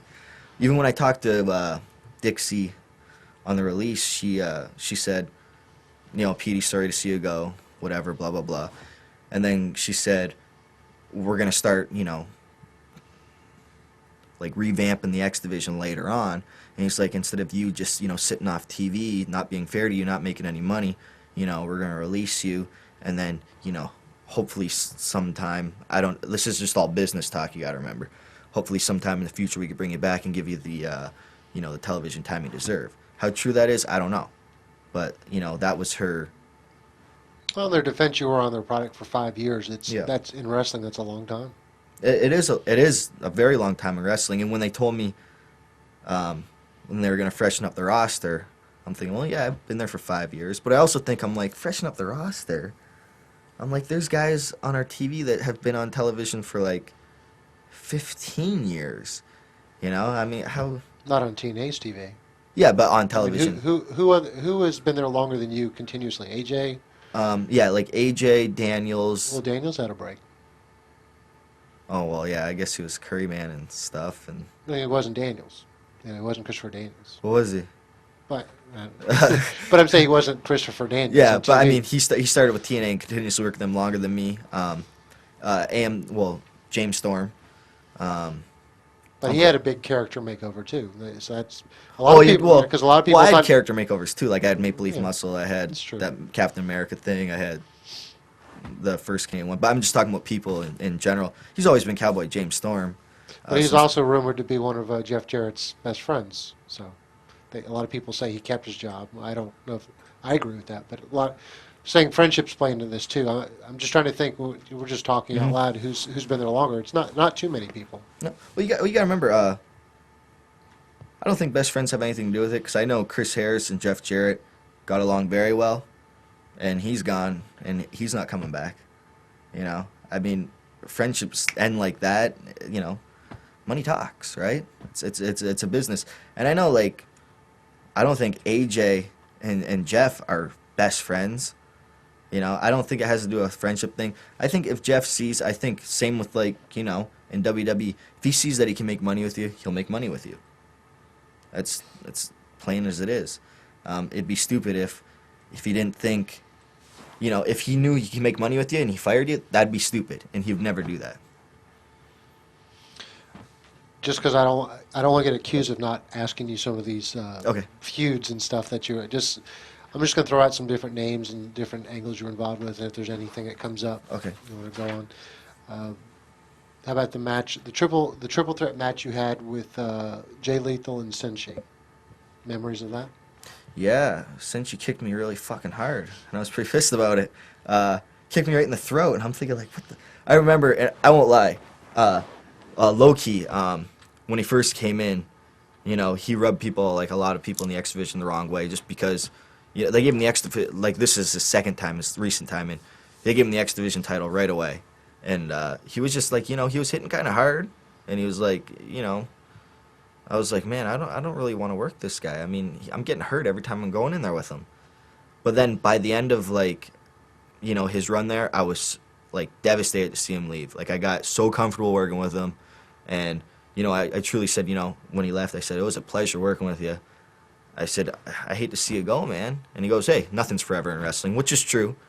But it's weird how you can like not want to work somebody so bad when he first starts, and then within a couple months, you can be one of your favorite people to work with because you know you're going to get a great match out of him. That's my, but that match in general, it was all right match, I guess. About the transition to you becoming a babyface and then the involvement with the LAX. Yeah, like I said before, I didn't feel comfortable doing that angle, just because it was that whole pro-America thing, and I just remember when I had to do that one promo where I had to save the flag. I was going to say something else more from the heart, but Vince wanted me to say something else, and I just didn't feel comfortable doing that. And I don't know, I wish I could go over and do that again, just because, you know, maybe I would have said to Vince, like, Vince, you know, I don't want to do this angle, like, but you know, what's done is done. And I mean, it wasn't really a long feud. It was like I worked homicide, 2 minutes on TV, then I went right to James Storm for like 4 months. I mean, do you remember tagging that time with Kurt Angle when Kurt Angle came in really hot? I think, were you the first one to tag with him? I mean, I think it was I was supposed to be, but they like did a pre-tape in the back Oh, where that's I right, got they injured. switched. Yeah, Yeah. and the Joe came out or something like that. They were gonna. I think they were gonna have like Kurt Angle embrace me since I was embracing America. They were gonna kind of give me the rub with him, but that just didn't turn out. How was working with Scott Steiner when you were doing the bodybuilding? Me and Scotty. It was good. I missed that. Scotty's a character, man. I'll tell you. I remember the first time we did something together. I was like, yeah, you know, drop your elbow, do the push-ups, and then, you know, I'll drop the elbow and do the push-ups, and then we could get, you know, kind of have a little face-off there. He's like, yeah, all right, whatever. And so we did it, and, you know, Vince liked it, and he's like, I think you guys would be a good tag team later on down the road. And then we were tag team, but, I mean, I don't know. I miss Scott. I know you hear stories about Scott, like People either seem to really like him or not like him at all. yeah, and that's what it seems to be. And I mean, you hear back about his WCW days, even WWE days, where he's just like the biggest bully and biggest dickhead in the world. So that's what I always thought I was getting myself into. But then, I mean, this is how you deal with Scotty. When I say, "Oh yeah, I'll give you a Frankensteiner," if he hears that, he'll fucking punch you. He'll be like, "It's called a Hurricane Rana." No, it's called a Frankensteiner when you say Hurricane Rana, right? Yeah. So, and as soon as he punches, you push him back and say, "Back the fuck off," and then he'll go like this, right, and laugh. And that's how you deal with a bully like that. So me and Scotty got along great. I mean, I know. I miss doing everything with him, man. It was a good angle. I think he appreciates you more as a person if he sees that you're built. You know, you work out, you take your body seriously because you know obviously he's a big bodybuilding mark and stuff like that. So you know we always talk diet and working out, even though he claimed that he didn't want to give me any of his secrets, you know, in the gym. But you know, Scotty's a good guy. I mean, I'm just trying to think of a story that I got with Scott. Oh, we're at the lockdown pay-per-view like last April or whatever, and me, him, and Raka Khan. This is right after he shaved my head. Me, him, and Raka Khan are sitting down doing the autograph signing, and I just turned to him. I said, "Scotty, where are you taking me for lunch?" He goes, "Cracker Barrel." I said, "All right, let's go." So we hop in his rental, like whatever he has, Cadillac or whatever. And I've never been so scared in my life. It's pouring rain, and he's doing like 100 on the highway, just weaving in and out of traffic. And I like, literally kissed the ground when I got to Cracker Barrel. And when we get to Cracker Barrel, we're eating. I remember he complained that his chicken breasts were too small, so they gave him some more. And then I said, mind you, I said, "Scotty, where are you taking me for lunch?" Okay? Well, Bill comes, and me being a nice guy, "Oh, Scotty, how much I owe you?" Thinking, "Oh, it's okay. Oh, $10 is good." I'm like, "Fuck, you're rich." Like, buy me some lunch, you know? And then on the way back, we pull up to the hotel, and he goes, "Where's that gym, Petey?" And I'm like, "Oh, it's literally like right down this road. Just pull out here. You can't miss it." He's like, "Come on, show me." And I'm thinking like, "Fuck, seatbelt back on, right?" And then he pulls up to the light, and I said, "Okay, you see it, Scotty? It's right there." I'm like, "But you can't go straight because it's a one-way road." And he goes, "I'm gonna go down this one-way road." And I'm like, "What?" And he doesn't even wait for the light to turn green. I'm like, "Scotty, you can't." And he's like, "You know how long it's been since I've been in an accident?" I don't want to hear that. I want to hear, "I've never been in an accident," right? Like, what the fuck? So he's crazy when he wants to be, but he's also a super nice guy. I think him having kids probably, he told me too, like, after having kids, that totally mellowed him out. He's like, he's got to be mellow because his kids are already starting to turn out like how he was. So, but no, if I think of any more, Scotty, I'll bring it up. Did you see any changes in Jeff Jarrett from the guy who was running TNA when you got there to the Jeff Jarrett when you left?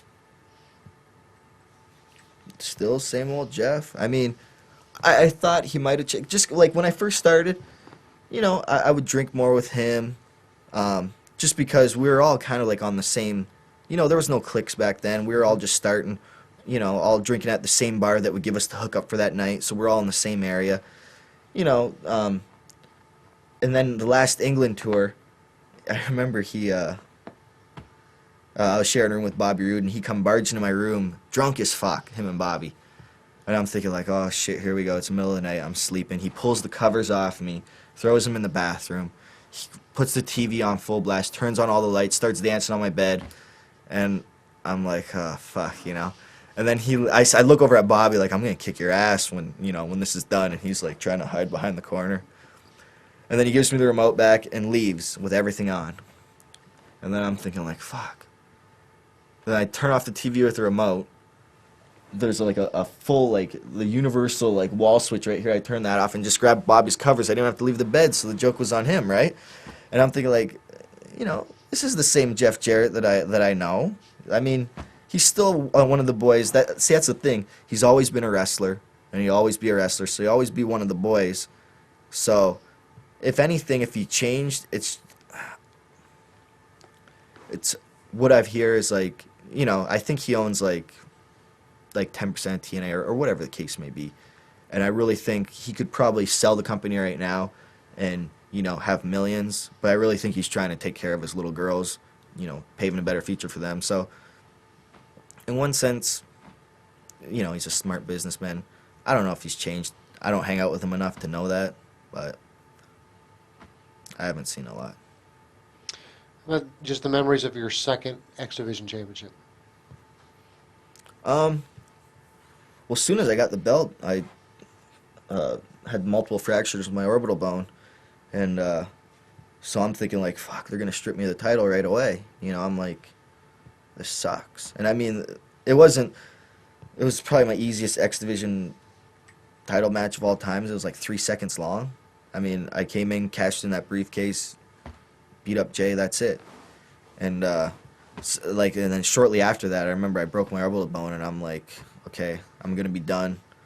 And but they didn't. They I remember when it happened, I started freaking out right away. I go to the back, and I go, I think I broke my jaw. And the trainer goes, no, you didn't, because you wouldn't be able to talk. So I'm like, all right, well, tell me what happened. He's like, yeah, you got multiple fractures. And I'm freaking out because I'm not married yet, and I don't have health insurance. And I'm thinking, what the fuck am I going to do? This is going to be thousands and thousands of dollars. And Terry Taylor says, oh, we'll take care of it all. I'm like, really? I'm like, I'll see it. I'll believe it when I see it. And then they had the trainer there. They called me up. They snuck me in the back door in like a private room, did all these x-rays and stuff. Terry Taylor paid for it out of his own pocket. And then it was all straight. And then they kept me on TV too, just like being... That's what was good about being with Steiner. It could be interchanged. I could just, go out with him with his matches.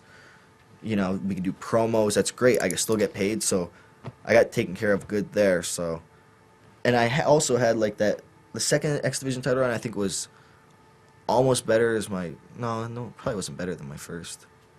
Maybe the same. I mean, I had some good matches with like Kaz, and I still believe to this very day, the match I had with Creed in Jersey last August is his best singles match to date. I still believe that. And so I was pretty happy with the title run. I think I was more smart I wasn't as young, it was like 4 years later. I knew more about the business and how the fans would react to certain things. You're just smarter the second time around. How about your memories of the front line versus the main event Mafia and working against some of these guys that you probably grew up watching as a kid? Yeah. As soon as the front line got started, they took me out with that injury angle. So, I mean, I wasn't in it that long. And I remember we were trying to... When Steiner came back from his knee injury, they didn't really care about telling the story between me and Steiner, even though I looked exactly like him. Blonde hair, everything.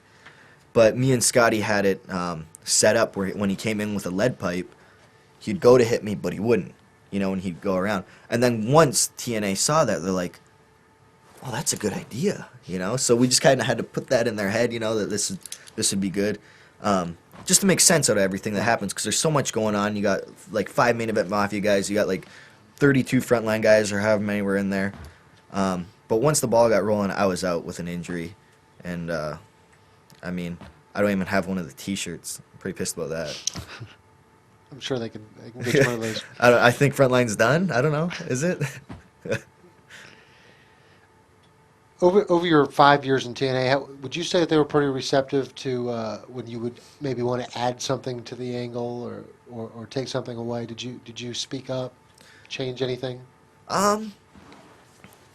Yeah, I mean they were pretty receptive. I mean they'd always listen to you. Um, would they go with it? I don't know, but I mean my angles are pretty simple. I've always pretty much been the X division, so it was always like, all right, do the match, and this guy's gonna come out and hit you with a chair or something like that, whatever it is, you know. So th- what I don't like, I mean, really honestly don't care how the story goes. I'm more of a fan of how the match is itself. Um, you pretty much come to expect that, like I was one of those people that were like known for like not complaining. Like I mean, it was like I just didn't complain. I did what I was told. You know, I worked with what I was able to work with. I mean, they gave me 5 minutes for the match. I did the best I could with that, and then if they had an angle involved, that was their angle. I mean, their company. I work for them. I do what I'm told. That's how I treated it. It was a job to me, and I would never try to cheat the fans out of, I would always try to put the best match possible out there, and that was that. Other than releasing you, do you think TNA is headed in the right direction, doing the right things? Um, I'll tell you the truth. I haven't watched the show since I've been released. It's too hard for me to. It's it's hard to watch the show, knowing that was you. That you could be on there. You haven't watched it once? I haven't watched it once since I've been released. Have you talked to many of the guys that you were good friends with?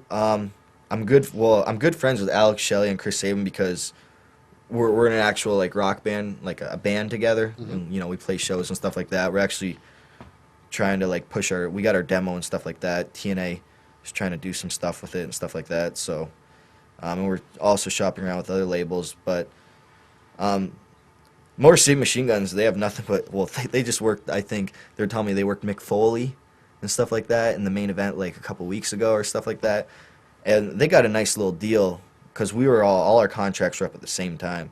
And they told me they got a nice little deal. I didn't ask them what money they made because I really just don't want to know because I'd be pissed because I'm like, I could be making that money. And apparently that 5% royalty I was telling you about before that we all got, I guess their like percentage went up and stuff like that. They got a nice little deal. I talk to them all the time, obviously. Jay Lethal actually called me yesterday because his girlfriend got signed by WWE, and he wanted to know how much a rental truck was. I was that guy when I traveled, like me, the Guns, Jay Lethal, Creed, Sanjay. I was like the father of the group. I was like, all right, guys, I got the rental car in the hotel room. I got all the directions down. I would be like, hey guys, we're waking up tomorrow 9 to go to the gym. All right, Petey, when we leaving for the show? Oh, we're leaving at 1, and then we're driving to this place. Like I was that guy, they got everything down. So, I mean, they're happy. Those are the only people I talked to. Sanjay I talked to, obviously not happy being released and stuff like that. Do you think he was as shocked as you about his release? See, the reason why I was shocked was because they told me they were going to re-sign me 2 weeks before they released me. Maybe a little bit more. Like, my agent was actually literally going through. Your agent, Scott Demore. Yeah. Okay. He's Not an everybody agent. knows. What's that? Not everybody knows he's your agent. Oh, okay. He's the Guns agent too. He's a bunch of people's agents. Very smart businessman. He was like going through talking, working everything out with TNA, and then I actually did motion capturing for the new TNA game, and I had just got back. Like I took a red eye flight out that night. Got back. I was sleeping on like my couch. It was like 2 p.m, and me and my wife were actually just getting ready to buy a house, and the real estate agent called me like 2 hours before I got the phone call, and I was like, "Oh yeah, I'll have my wife call you. I'm just getting some sleep now." I hang up the phone, go to bed, pick up the phone. Petey, it's Terry Taylor. Hey Terry. No easy way to say this, but we're not renewing your contract. And like, first thing that crossed my mind was like, fucking the house. My wife's at work right now. I'm like, she's gonna fucking kill me. Or she's probably not gonna. I'm just like, so much stuff's going through my head. And Terry was like, he told me about the angle that they're gonna do.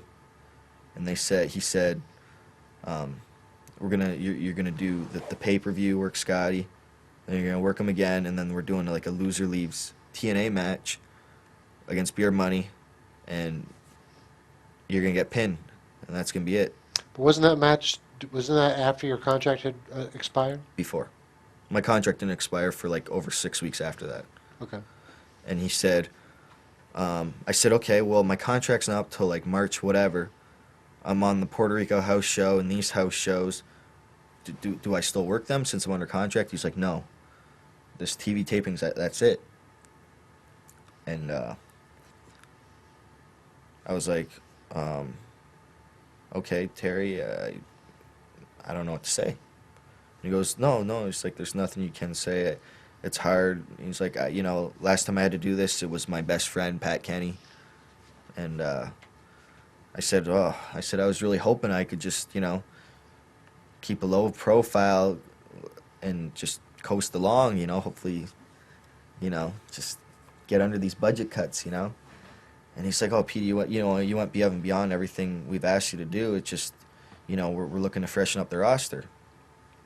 I'm like, okay. And he goes, and please, I said, this angle is a big secret.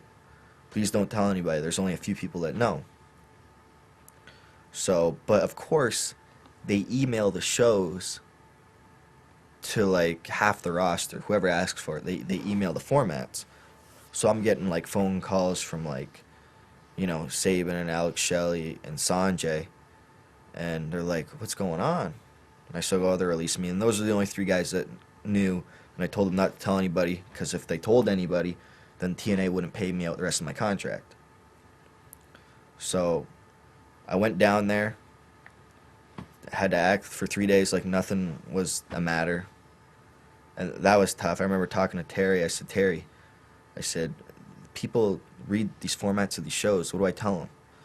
And he says, tell them I can't talk about it. And I said, well, that's already spilling the beans. And I said, I don't like to lie. And he says, well, if you don't want to lie, just say they're going to talk to me like next taping or something like that. Like, it was just, and literally nobody knew. Like, I remember like weeks later, Kevin Nash called up Demore and was like, that angle was a shoot? Like, they really fired Petey? And like Nash was like, oh my God, like, fuck, he's good, and can't believe they released him. Let him know, like, when I work indies, I'll put him over to the promoters, blah, blah, blah.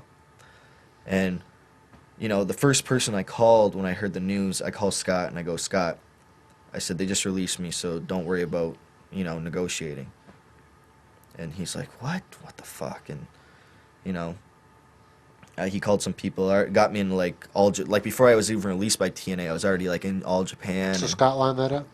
Oh, yes, me and Scott takes care of me. He lines that. He has a really good working relationship with All Japan. He got Kiyoshi, who works for TNA now. He's from All Japan. All Japan sent him over to Scott to fix him up, to send him back in good shape for All Japan. He ended up getting assigned with TNA. So, But yeah, and then those 3 days I just had to act like nothing. Like, I had to wait. I was like, Terry, when can I tell people? And he's like, after the match. And I'm like, so I was trying to tell people like on the like we filmed Sunday, Monday, Tuesday. So on the Monday, all the people I knew that lived in the area that might not be around on Tuesday, I was like, hey, are you gonna be at the show tomorrow? Like, oh yeah. And I'm like, make sure you talk to me before you leave, all right? It's important. I'd act like nothing was wrong. He's like, all right. And I remember one of the wrestlers was like, Petey, come here. I'm like, yeah. He says, remember that thing you had to talk to me about? Like how you had to talk to me tomorrow? I go, yeah. And he goes, don't tell me that's what I think it's about. I'm like, well, what do you think it's about? He's like, are they getting rid of you? I said, yeah. He goes, what the fuck? Like, just, like, people are genuinely, like, all, like, shocked because even, like, one of the higher-up guys was like, on the card, he was like, are they seriously releasing you? And I go, yeah. And he goes, fuck, that makes me feel scared, man. He's like, if you're not safe, then fuck, who's safe, Just because, like I said, I was that guy, like, I got shot with paintball guns. I got my head shaved in the middle of the ring. I got my pants set on fire. Like, anything they told me to do, I did. Treated it like a job. And, I got over, like, with the higher-ups, like with the office, they knew I was a good employee, so they could always count on me. So when you let go a good employee, what message is that sending to the rest of the roster? It's kind of like, like you got rid of Petey. But on the other hand, when the way they did it, um, like we got to be Team Canada one last day, me and Showtime, and I got to end with the people that I started with, Showtime and Bobby, and just the send off, like everybody standing up. Like, I mean, what they showed on TV was just they cut it up, but just being there and the crowd, standing up, they were standing up for a good long time. Mike and Don were standing up, and I get to the back. And you have to walk up a ramp through the tunnel, and then you got to walk downstairs once you get to the back. And just as soon as I got through the tunnel, I was just kind of like, getting everything together. And then I turn to go downstairs, and like almost the entire locker room was like down there, whoever was watching. And I was just like, oh man. And just like everybody started clapping. And a lot of those people I've never seen cry before, like guys like Chris Sabin and AJ and Bob Ryder and Terry Taylor. I've never seen those guys cry before, and like until tonight or that night. And I mean, in wrestling, you don't see that kind of send off anymore. I mean, you usually see what happened to Sanjay. They call up Sanjay. That's it. We're not renewing you. You never see him again. So I think, I think they realized the hard work that I've done for TNA, all the non-complaining and just go-getter, always willing to do what they're told. I think that's how they repaid me. They gave me a proper send-off that you never, ever see in wrestling anymore, unless you're a huge star and you're retiring, Mm-hmm. But you never see that anymore. I mean, I can't think of a time that has happened. It was rumored that after that match, you pretty much went straight to the bathroom and shaved your head. Oh yeah, I forgot all about that. Thanks for reminding me. That's funny too, because I ran into Jeff afterwards. Why'd you shave your head? Because I didn't want to fucking have to walk around with a blonde hair and blonde goatee. I had to go to my wedding like with dyed hair. Like, it wasn't dyed. I kind of like browned it up a bit, for my wedding. And literally 2 days after my wedding, I had to wrestle like against Creed at that August pay-per-view, and I had to like re-dye my hair. And it's just, I mean, it's hard walking around in public like that. I was getting paid to do it, so I was fine with it. Right. But I mean, once that happened, I'm like, you know what? I was gonna shave the goatee, and then once the goatee was gone, I was like, hey, let's shave the head. And you gotta remember, like, me, Creed, and the Guns, we all share like a suite at the Holiday Inn that we stay. We enjoy everybody's company and stuff like that. So they're all watching me shave my head and stuff like that. And then we go to the ale house, and I rarely drink, a few times a year or whatever it is. And I got fucking hammered that night. And we had a nice going away party. Everybody was fucked up. And we're at the ale house, okay? And Uncle Jeff never goes to the ale house. Never. And he showed up. And I'm like to say goodbye to me. And I take off my, he sees me, and he takes off my hat, and he looks at me, and then he looks at whoever's standing next to him, and he goes, "You couldn't fucking wait to get out of here, could you?" So, big hugs goodbye and stuff like that, and that was that. Off to my flight the next morning. What do you miss most about, I mean, I guess the easy answer is to say the guys, but 100%. What else do you miss about it? Well, yeah, first and foremost, the guys. I mean, you go through high school, you go through college, these guys for 3-4 years or whatever, but you never really truly like go on road trips. Like, I knew more about their families and in their lives, the wrestlers and the guys I hung out with, than I did with any of my college buddies and high school buddies. So there's just the bond there that's, like all those guys were like at my wedding and stuff like that, and I had a very small wedding. And, so that, obviously, first and foremost.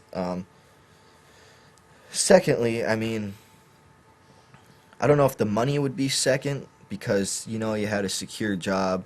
And, I mean, TNA, it was a pretty laid-back job. I mean, I was doing, 4-minute TV matches. I mean, I could hold my breath for that long and do it. I mean, I had to go to the gym twice a day to do cardio to keep in ring shape. But now that I'm on the indies, everybody wants me to do a 20-minute time limit draw, or whatever the case may be. So there's my cardio right there. So I'm working harder on the indies than I was even given the chance to in TNA. But yeah, probably the secure paycheck. Did it affect buying your house at all? Yes. Uh, um, I was still getting paid. Soon as I got released, I had about 6 weeks left where I was going to get a paycheck because they were going to pay out my contract. So I go to my wife. I said, "Listen," I said, "we got to get this now, while I still have a paycheck, so everything will be cleared with the bank."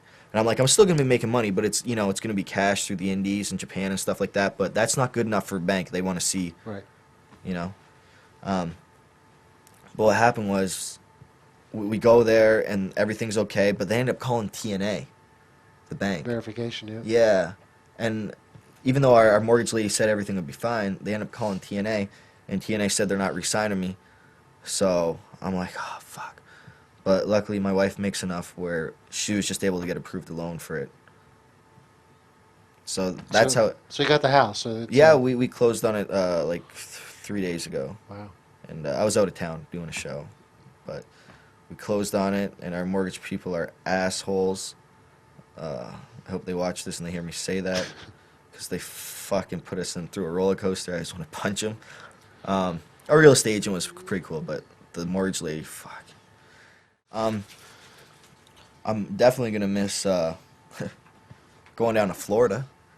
I mean, every winter when we had TV tapings every 2 weeks, you look forward to going down to Florida. And I've made friends down in Florida that are outside of wrestling too, and it was kind of like when I had to say my goodbyes to them, I'm kind of like, see ya. I mean, all around, it's a horrible experience. I hope that nobody has to experience. I think it was, if you look at somebody like Sanjay, who they just called up and said, okay, you're released, you don't have to say goodbye. And the hardest part is like saying goodbye. I remember right after I was done my match, me and the X Division guys that I hang out with, we call ourselves the Z Boys. Actually, we don't. Like Chris Daniels and Joe and AJ and Frankie, they have their own group called the Triad, and they call us the Z Boys. Like me, Jay, the Machine Guns, and Sanjay. And we're sitting there in the locker room, not saying anything after all this happens. And it was literally like 5-10 minutes. We're all just sitting there. And Vince comes in. And he goes, "Petey, can I talk to you?" And he was already like I'm still like trying to wipe the tears away and stuff like that. And he's like, "Listen to me, bro. Listen to me." He's like, "You have a lot of balls." He's like, "When I left my first time," he's like, "I couldn't even say goodbye to anybody." He's like, "I got in my car and I left. I didn't want anybody to see me cry. I didn't even say goodbyes." So it's harder to say goodbye, like just the way I could probably never do it again. I mean, if they asked me to do it again, I'd probably say I can't go through that again. It's one of the hardest things I've ever had to do. Did you say if TNA called you tomorrow, you wouldn't just take the job just like that? I'd Well, have to think. I'd really have to think about it, because I'd have to see how. Like I said, I mean, it's so hard because now I got that working relationship with All Japan, and their tours are like 2 weeks at a time, and TNA tapes every other week. So if they needed me on a continuous basis, that means I couldn't work with All Japan. And if I went back with TNA, then, I mean, what happens when they do budget cuts again? Or if, they decided that, they didn't have anything for me again, then it's not like I could just turn around and go to All Japan because I pissed them off because I left. I mean, you'd have to weigh. I'd have to weigh out the options. I'd have to see what, like, negotiation, I guess. I mean, what both tables present. Right. And what's great is because the first time I signed with TNA, I didn't have any other company to turn to. It was just kind of like, yes, TNA, thank you for saving me, so I don't have to serve tables anymore. And, and they brought me, to this level that I'm at where, I could go anywhere in the world and there's at least somebody that knows me. Right. So. And the Petey Williams business must be pretty good in the U.S. I mean, 5 years on TV. Now, these promoters like ourselves don't have to go through Don't have to TNA go to through bring you TNA. in. Yeah, I mean, what's great is that I can set my own price. TNA, you'd have to go by the TNA price if I was still with them, which might be a lot higher, a little higher, I don't know. But there was no cut and breaks, for anybody. it's a business. You know, I couldn't even, back when I was with TNA, I couldn't even cut Scott D'Amore a break to wrestle on a show. I mean, if the weekend, like, say if he was running, like, next Saturday, and I tried to get booked with Scott, like, a month in advance, TNA wouldn't give him a break because, you know. They want their money. Yeah, it's a business, right? So, but then, you know, once it got closer to the date and they see it, I have nothing going on that Saturday, then TNA might go, all right, you can work for him. Because you don't have anything anyway, so some money's better than no money, right? What did you think of the TNA the house show business that they've been running the last year? Some parts are better than others. I mean, when we ran bigger cities, it seemed like they drew well. When we went more countryside, then, you know, it wasn't. But the thing is, with the house shows, is that they were running such big buildings, and I didn't understand for the longest time, like, why are you running these, you know, huge arenas like, you know, the Charlotte Coliseum and stuff like that for a house show? And I'm like, you know, we might only get, like, however much it was, 1,500 people or 2,000 or, you know, 1,000 to 2,000, whatever it was. But they're like 10,000 seat arenas and it looks empty. You know, and perception's reality. People are going to be like, wow, this place is empty. Well, really, it's not. If we just ran in a smaller building, it'd be pretty packed.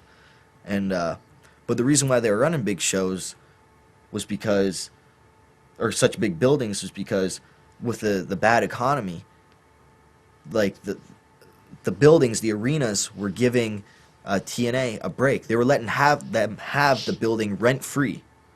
They just had to like split a certain percentage of the gate. So it was a win-win situation for TNA. There's not as many of those small buildings as you would think. No, there's not. And the small buildings you have to pay, you know, you got to pay rent and find a way to sell tickets. Yep. This, it's like, okay, this is great. We're getting a free building for free. It's a good central location. You know, we're not going to pack the place, obviously, but, you know, we're making money no matter what. TNA made money last year. They made money. The pros and cons of leaving Orlando for their pay-per-views. Okay. The pros, it's awesome to wrestle in front of other people than the Orlando crowd. And nothing against I guess a little bit against the Orlando crowd. They're spoiled. I mean, they've seen this, how long have we been on now? 4 or 5 years, whatever it was. They've seen everything. They've seen our pay-per-views, our TV. They've seen, like, every major debut of, like, the Kurt Angles, McFoley's, Stings. So spoiled. So it's hard to get them to react. And the same thing was happening when we used to be in Nashville. I mean, it was so hard to get those people to react. And then once we leave Nashville, we go to Orlando, and then we have, like, a pay-per-view in, you know, in Nashville or in Memphis. People are going apeshit again because, you know, they missed it. So it's great, like, when we wrestle outside of Orlando, pay-per-views, the places are packed, you know, like, you know, 3,000-4,000. You know, there's still empty seats, but it's packed. The crowds are loud. You're just more excited to be there. It makes you want to work harder. And I guess there's not much of a con. The con's, okay, you don't know where the closest gym is. You know, you don't know you're around the city. You don't have the hookups that you have in Orlando. You know, things might be a little bit more expensive because, you know, like, yeah, you don't have all the hookups. But the pros for wrestling in Orlando, I mean, you know where everything is down there. You know what to expect. You know, you're not going out of your comfort zone or anything like that. A lot of the times, I know when you wrestle outside of Orlando, it's hard to know where all the cameras are, like which side the hard cam's on, and, you know, where Mike and Don are, and what's the best side to dive to, and all this stuff. Like, it's a different setting, so you're not comfortable. Or in Orlando, you can do it in your sleep. You know where everything is. Were you aware of the criticism that sometimes, you know, what played well for the Orlando crowd may not necessarily play well outside for the people watching on TV or for the people outside of Orlando? Let's just say, I don't want to use her as an example, but like ODB got really over for a while in Orlando, but maybe they're reading too much into it because it's in Orlando, and it's hard to take that into consideration, whereas like a WWE who goes all around can say, well, you know what, he was hotter up in Detroit because he's Canadian, but he doesn't play as well down here in the South. Yeah, no, I've heard that. And you know what? TNA was smart enough to know that. I mean, they knew, at least I hope they were smart enough to know that. Like, when I was in Orlando, I wasn't getting the reactions when I hit the Canadian Destroyer as I was when I first started doing it down there. Because why? Because, like I said, they're spoiled. They see it every week. And then, like I said before, when I said earlier about Vince Russo noticing that, oh, this kid has something, because when we were up in Detroit for that Bound for Glory show, at a totally different crowd than the Orlando crowd, when I hit the Destroyer and the place went nuts, you know, that's when they're like, oh, okay, this kid is over. Let's get him. But like in Orlando, like I said, you know, my main claim to fame, the Canadian Destroyer, not as over down there because they see it every week. But I remember when Lance Hoyt was super over in Orlando for a little bit, and you know, I don't think that, like, if we went around to other cities, that's back when we weren't traveling, so that's the only thing we knew, that Lance was over in Orlando. But you got to remember, if people are watching the TV and they see all these people cheering Lance Hoyt, they're going to be like, who is this guy? And they're going to pay closer attention. Right? Yep. And I mean, on the other opposite spectrum, nobody could cheer that guy, but he could be super over everywhere else we go. It's both ways. This isn't meant to discuss Christopher Daniels in any way, but Christopher Daniels was rumored to basically been pushed down off TV because he was too pushy with what he wanted to do on TV. Did you ever find that was the mentality of, like, we prefer for you to be the good employee rather than the guy who speaks up and tries to be overly involved? See, sometimes you hear the squeaky wheel gets the grease, you know? But I did a different approach. I'm horrible at politics. I mean, tell it to you right now. I mean, I'm terrible at it. I don't know how to politic my way to the top, and I just figured the easiest way is out of sight. You know, just don't piss anybody off. Just do your job. That's how I always treat it. Daniels, I mean, I know he spoke up sometimes, and I've wrestled him before, like, a lot of times, and I love wrestling him. And I got along with him in the ring. I mean, and it's good to have a guy like that around, because I don't know how much of this got out on the internet, but when we have one of those multiple man matches, like an 8-man what is it called, Ultimate X match, or an 8-man scaffold match, or 8-man cage match, or whatever it is, if Daniel's in that match, he's putting together the whole thing, and we all know it. I mean, and it's good because he's so good at being able to put together multiple man matches, because, you know, like I said, like, a lot of us X Division guys are like kids, you know, we just, whatever, we know Daniel's going to put together, so we take it for granted. And, you know, he deserves to get that push that he's getting right now. So you are watching a little bit. I read about it and I hear from people. And I've seen Daniels, saw Daniels a month ago. You're not allowed to say the Motor City Machine Guns, because we know they're your friends and they've been used well, but who has TNA not scratched the surface on their potential?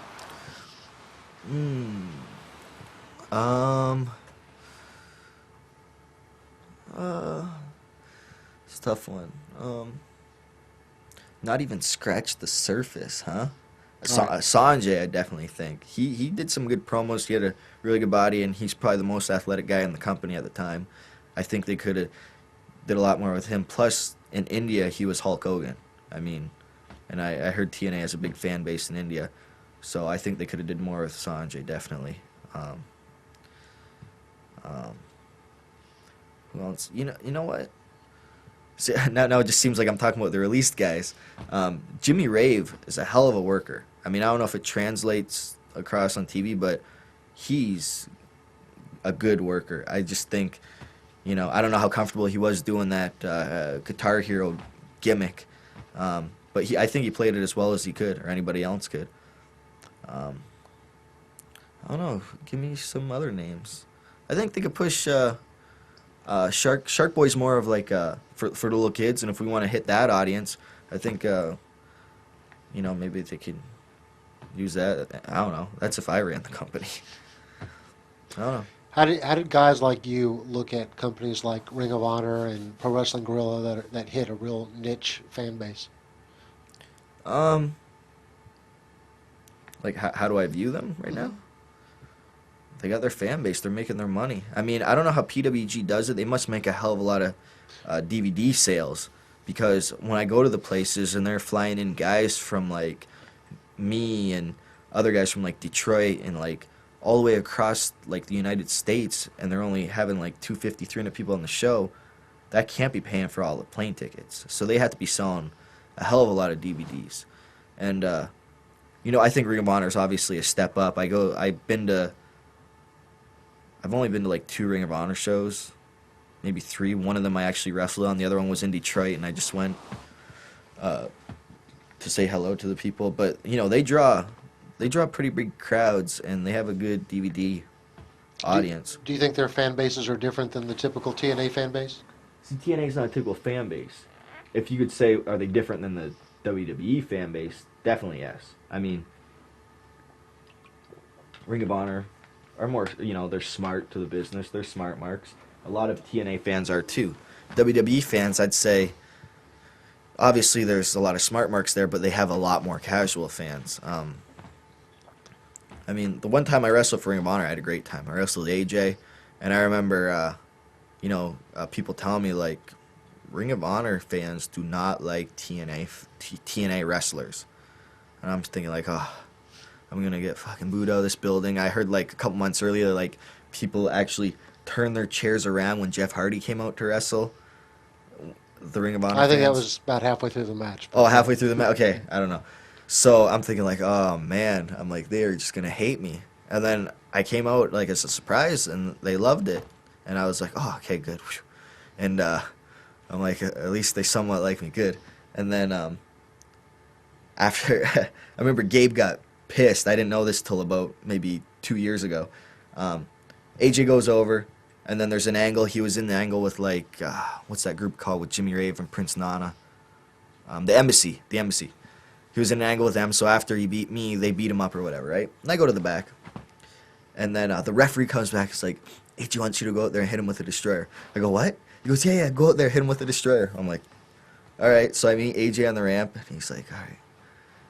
And we go to shake hands. I kick him, throw him in the ring, and I go step the destroyer, and the people go nuts, just like anywhere else I go. And I hit the destroyer, place goes nuts. So I know the Ring of Honor fans are really smart marks, but they still want to see the casual shit that everybody else does. Mm-hmm. It's like anywhere else. Step back to when you were employed by TNA. Did you ever believe that you would be uneven in terms of size and popularity with WWE, or do you have a mentality of like you're just an alternative too? What do you mean? Like I'm too short to be in WWE? No. I mean as a company, TNA as a company compared to WWE. Like how uneven? Do you have that inferiority complex? I mean, I just to relate to you. Yeah. I'm a college football fan for a small school, and we're surrounded by bigger schools, and we always have this inferiority complex. Do you have that inferiority complex being on a TNA roster compared to WWE, knowing how much larger they are? Yeah, well, definitely the way I do it, I gauge success a lot of the time by money, right? You're more successful the more money you have. A lot of those guys are, millionaires or close to, just because they have that machine behind them. They have that big fan base. They have that big, merchandise, sales, and all that stuff. So in a way, I feel like, I'm not as successful as them just because my career hasn't been as big as theirs. So I guess the inferiority complex, yes, but I know in the ring wise, I can be just as good, or if not good, as any of those other guys. I could tell a story in the ring. I've been trained to wrestle. I, watched enough wrestling to know what the fans like and dislike. Do you think being a guy who was on TNA TV for 5 years, that hurts or helps your case of ever going to work for someone like Vince? See, I think it's both. Like, it hurts because, I've been on TV for 5 years, so if I do go to the WWE, there's going to be some fans that recognize me as Petey Williams because, obviously, if I go there, I'll probably be under a different name, something that they'd have the rights to. That's just what they do. So it might hurt me in that case because it's kind of like saying to the fans, like, okay, who are we kidding? We know this guy's Petey Williams for the people that do know me. But it could help also because I've been on TV for 5 years. I know how television shows are run. I know where the cameras are, and just, being out there, sticking to your times. If you have 4.5 minutes, you got 4.5 minutes. I know how to get there at 4.5 minutes. So you have that experience doing that. And, Yeah, that's the pros and cons, I guess. Talking to people who worked for both, can you think of any reason why you'd prefer to work for WWE other than money? Other than money? Other than money. Take money out of the equation. Money out of the equation. Any reasons why you'd prefer to work WWE? Um, if money, no, then the fame, maybe? I don't know. No, but that relates to money. Yeah, no. If money wasn't the case, I'd go for the lighter schedule. I mean, if I wasn't getting, if there was no such thing as money, I'd go to TNA. They got the lightest schedule out of all. Definitely. How has you not working for TNA affected or in any way the High Crusade? Hasn't. Well, okay. Prime example. We have me and the Machine Guns are in a band, but there's also the drummer who owns the studio where we record. He's not a wrestler, and this other guitarist too. He's not a wrestler either, and they both have their other band. They're called Idol and the Whip. They have their own side project. So as soon as we set up a MySpace page, you know, we get all these friend requests and all this other crap, and you know, just through people viewing my MySpace page and the Machine Guns MySpace page, they hear about the High Crusade, and then Adam's the drummer. He's like super geeked. He's like, oh man, this person messaged us this, that, and the other thing. He's like, I'm just excited because I'm actually in a band that people are talking about, you know? So, I mean, it's definitely affected us. Like, if we didn't have the wrestling, people would probably not know anything about us or anything like that. We played our first show and, you know, people are, you know, there, but mostly like a lot of wrestling fans, and, you know, they see us in a different type of environment, all taken. There's a lot of pictures taken. I was like, I've been in a band for like my entire life since I was like 14 years old, and I've never had this many pictures taken up on stage before. Would you prefer to be a millionaire through your music or through wrestling? I knew that was coming. Whatever comes first? No, I don't know. It'd be easier to do it through music, just because you wouldn't have to. It wouldn't be hard on your body. But then again, I'd probably be a fat ass too and quit working out if I. Well, you're married now, so you have no reason to stay in shape. I guess, other than I wrestle. Without mentioning any names, would you say most of the guys that you know in TNA are very happy with the direction that the company is going right now? There's a thing in TNA where a lot of new people, when they come in, they go, like they don't fill us in on all the storylines of what's gonna happen in the future, right? You can ask them and go, where's this going? And they're like, well, we're gonna see how it pans out tonight, and then we're gonna go from there. That type of thing, you know. They're gonna feel it, you know. That's how they write the show.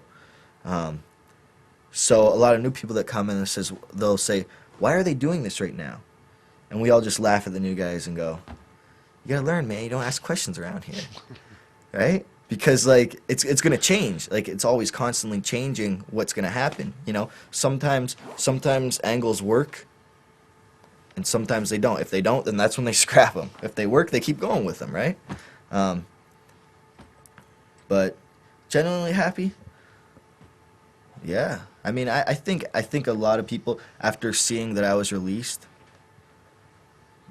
they're seeing like, okay, well, fuck, we could be released or be working here for the money we're making. I mean, TNA, for the amount you have to work, you make a lot of money in TNA. I mean, I was happy doing 4-minute matches. You know, sometimes you had to do 12-minute matches and stuff like that, 20-minute matches, whatever the case might be. But for the amount you make there, as opposed to on the indies, for the amount you have to work, TNA is obviously the easier bet. I mean, that's why I think a lot of the guys jump ship from WWE to here, or even when they're released to come here, is because it's an easier schedule. I mean, our house show schedule isn't as, you know, vigorous as WWE, and same with our television schedule. We film every other week instead of every week. Very family friendly. I don't know if the product's family friendly, but No, the schedule. Oh yeah, definitely very family friendly. Yeah. I think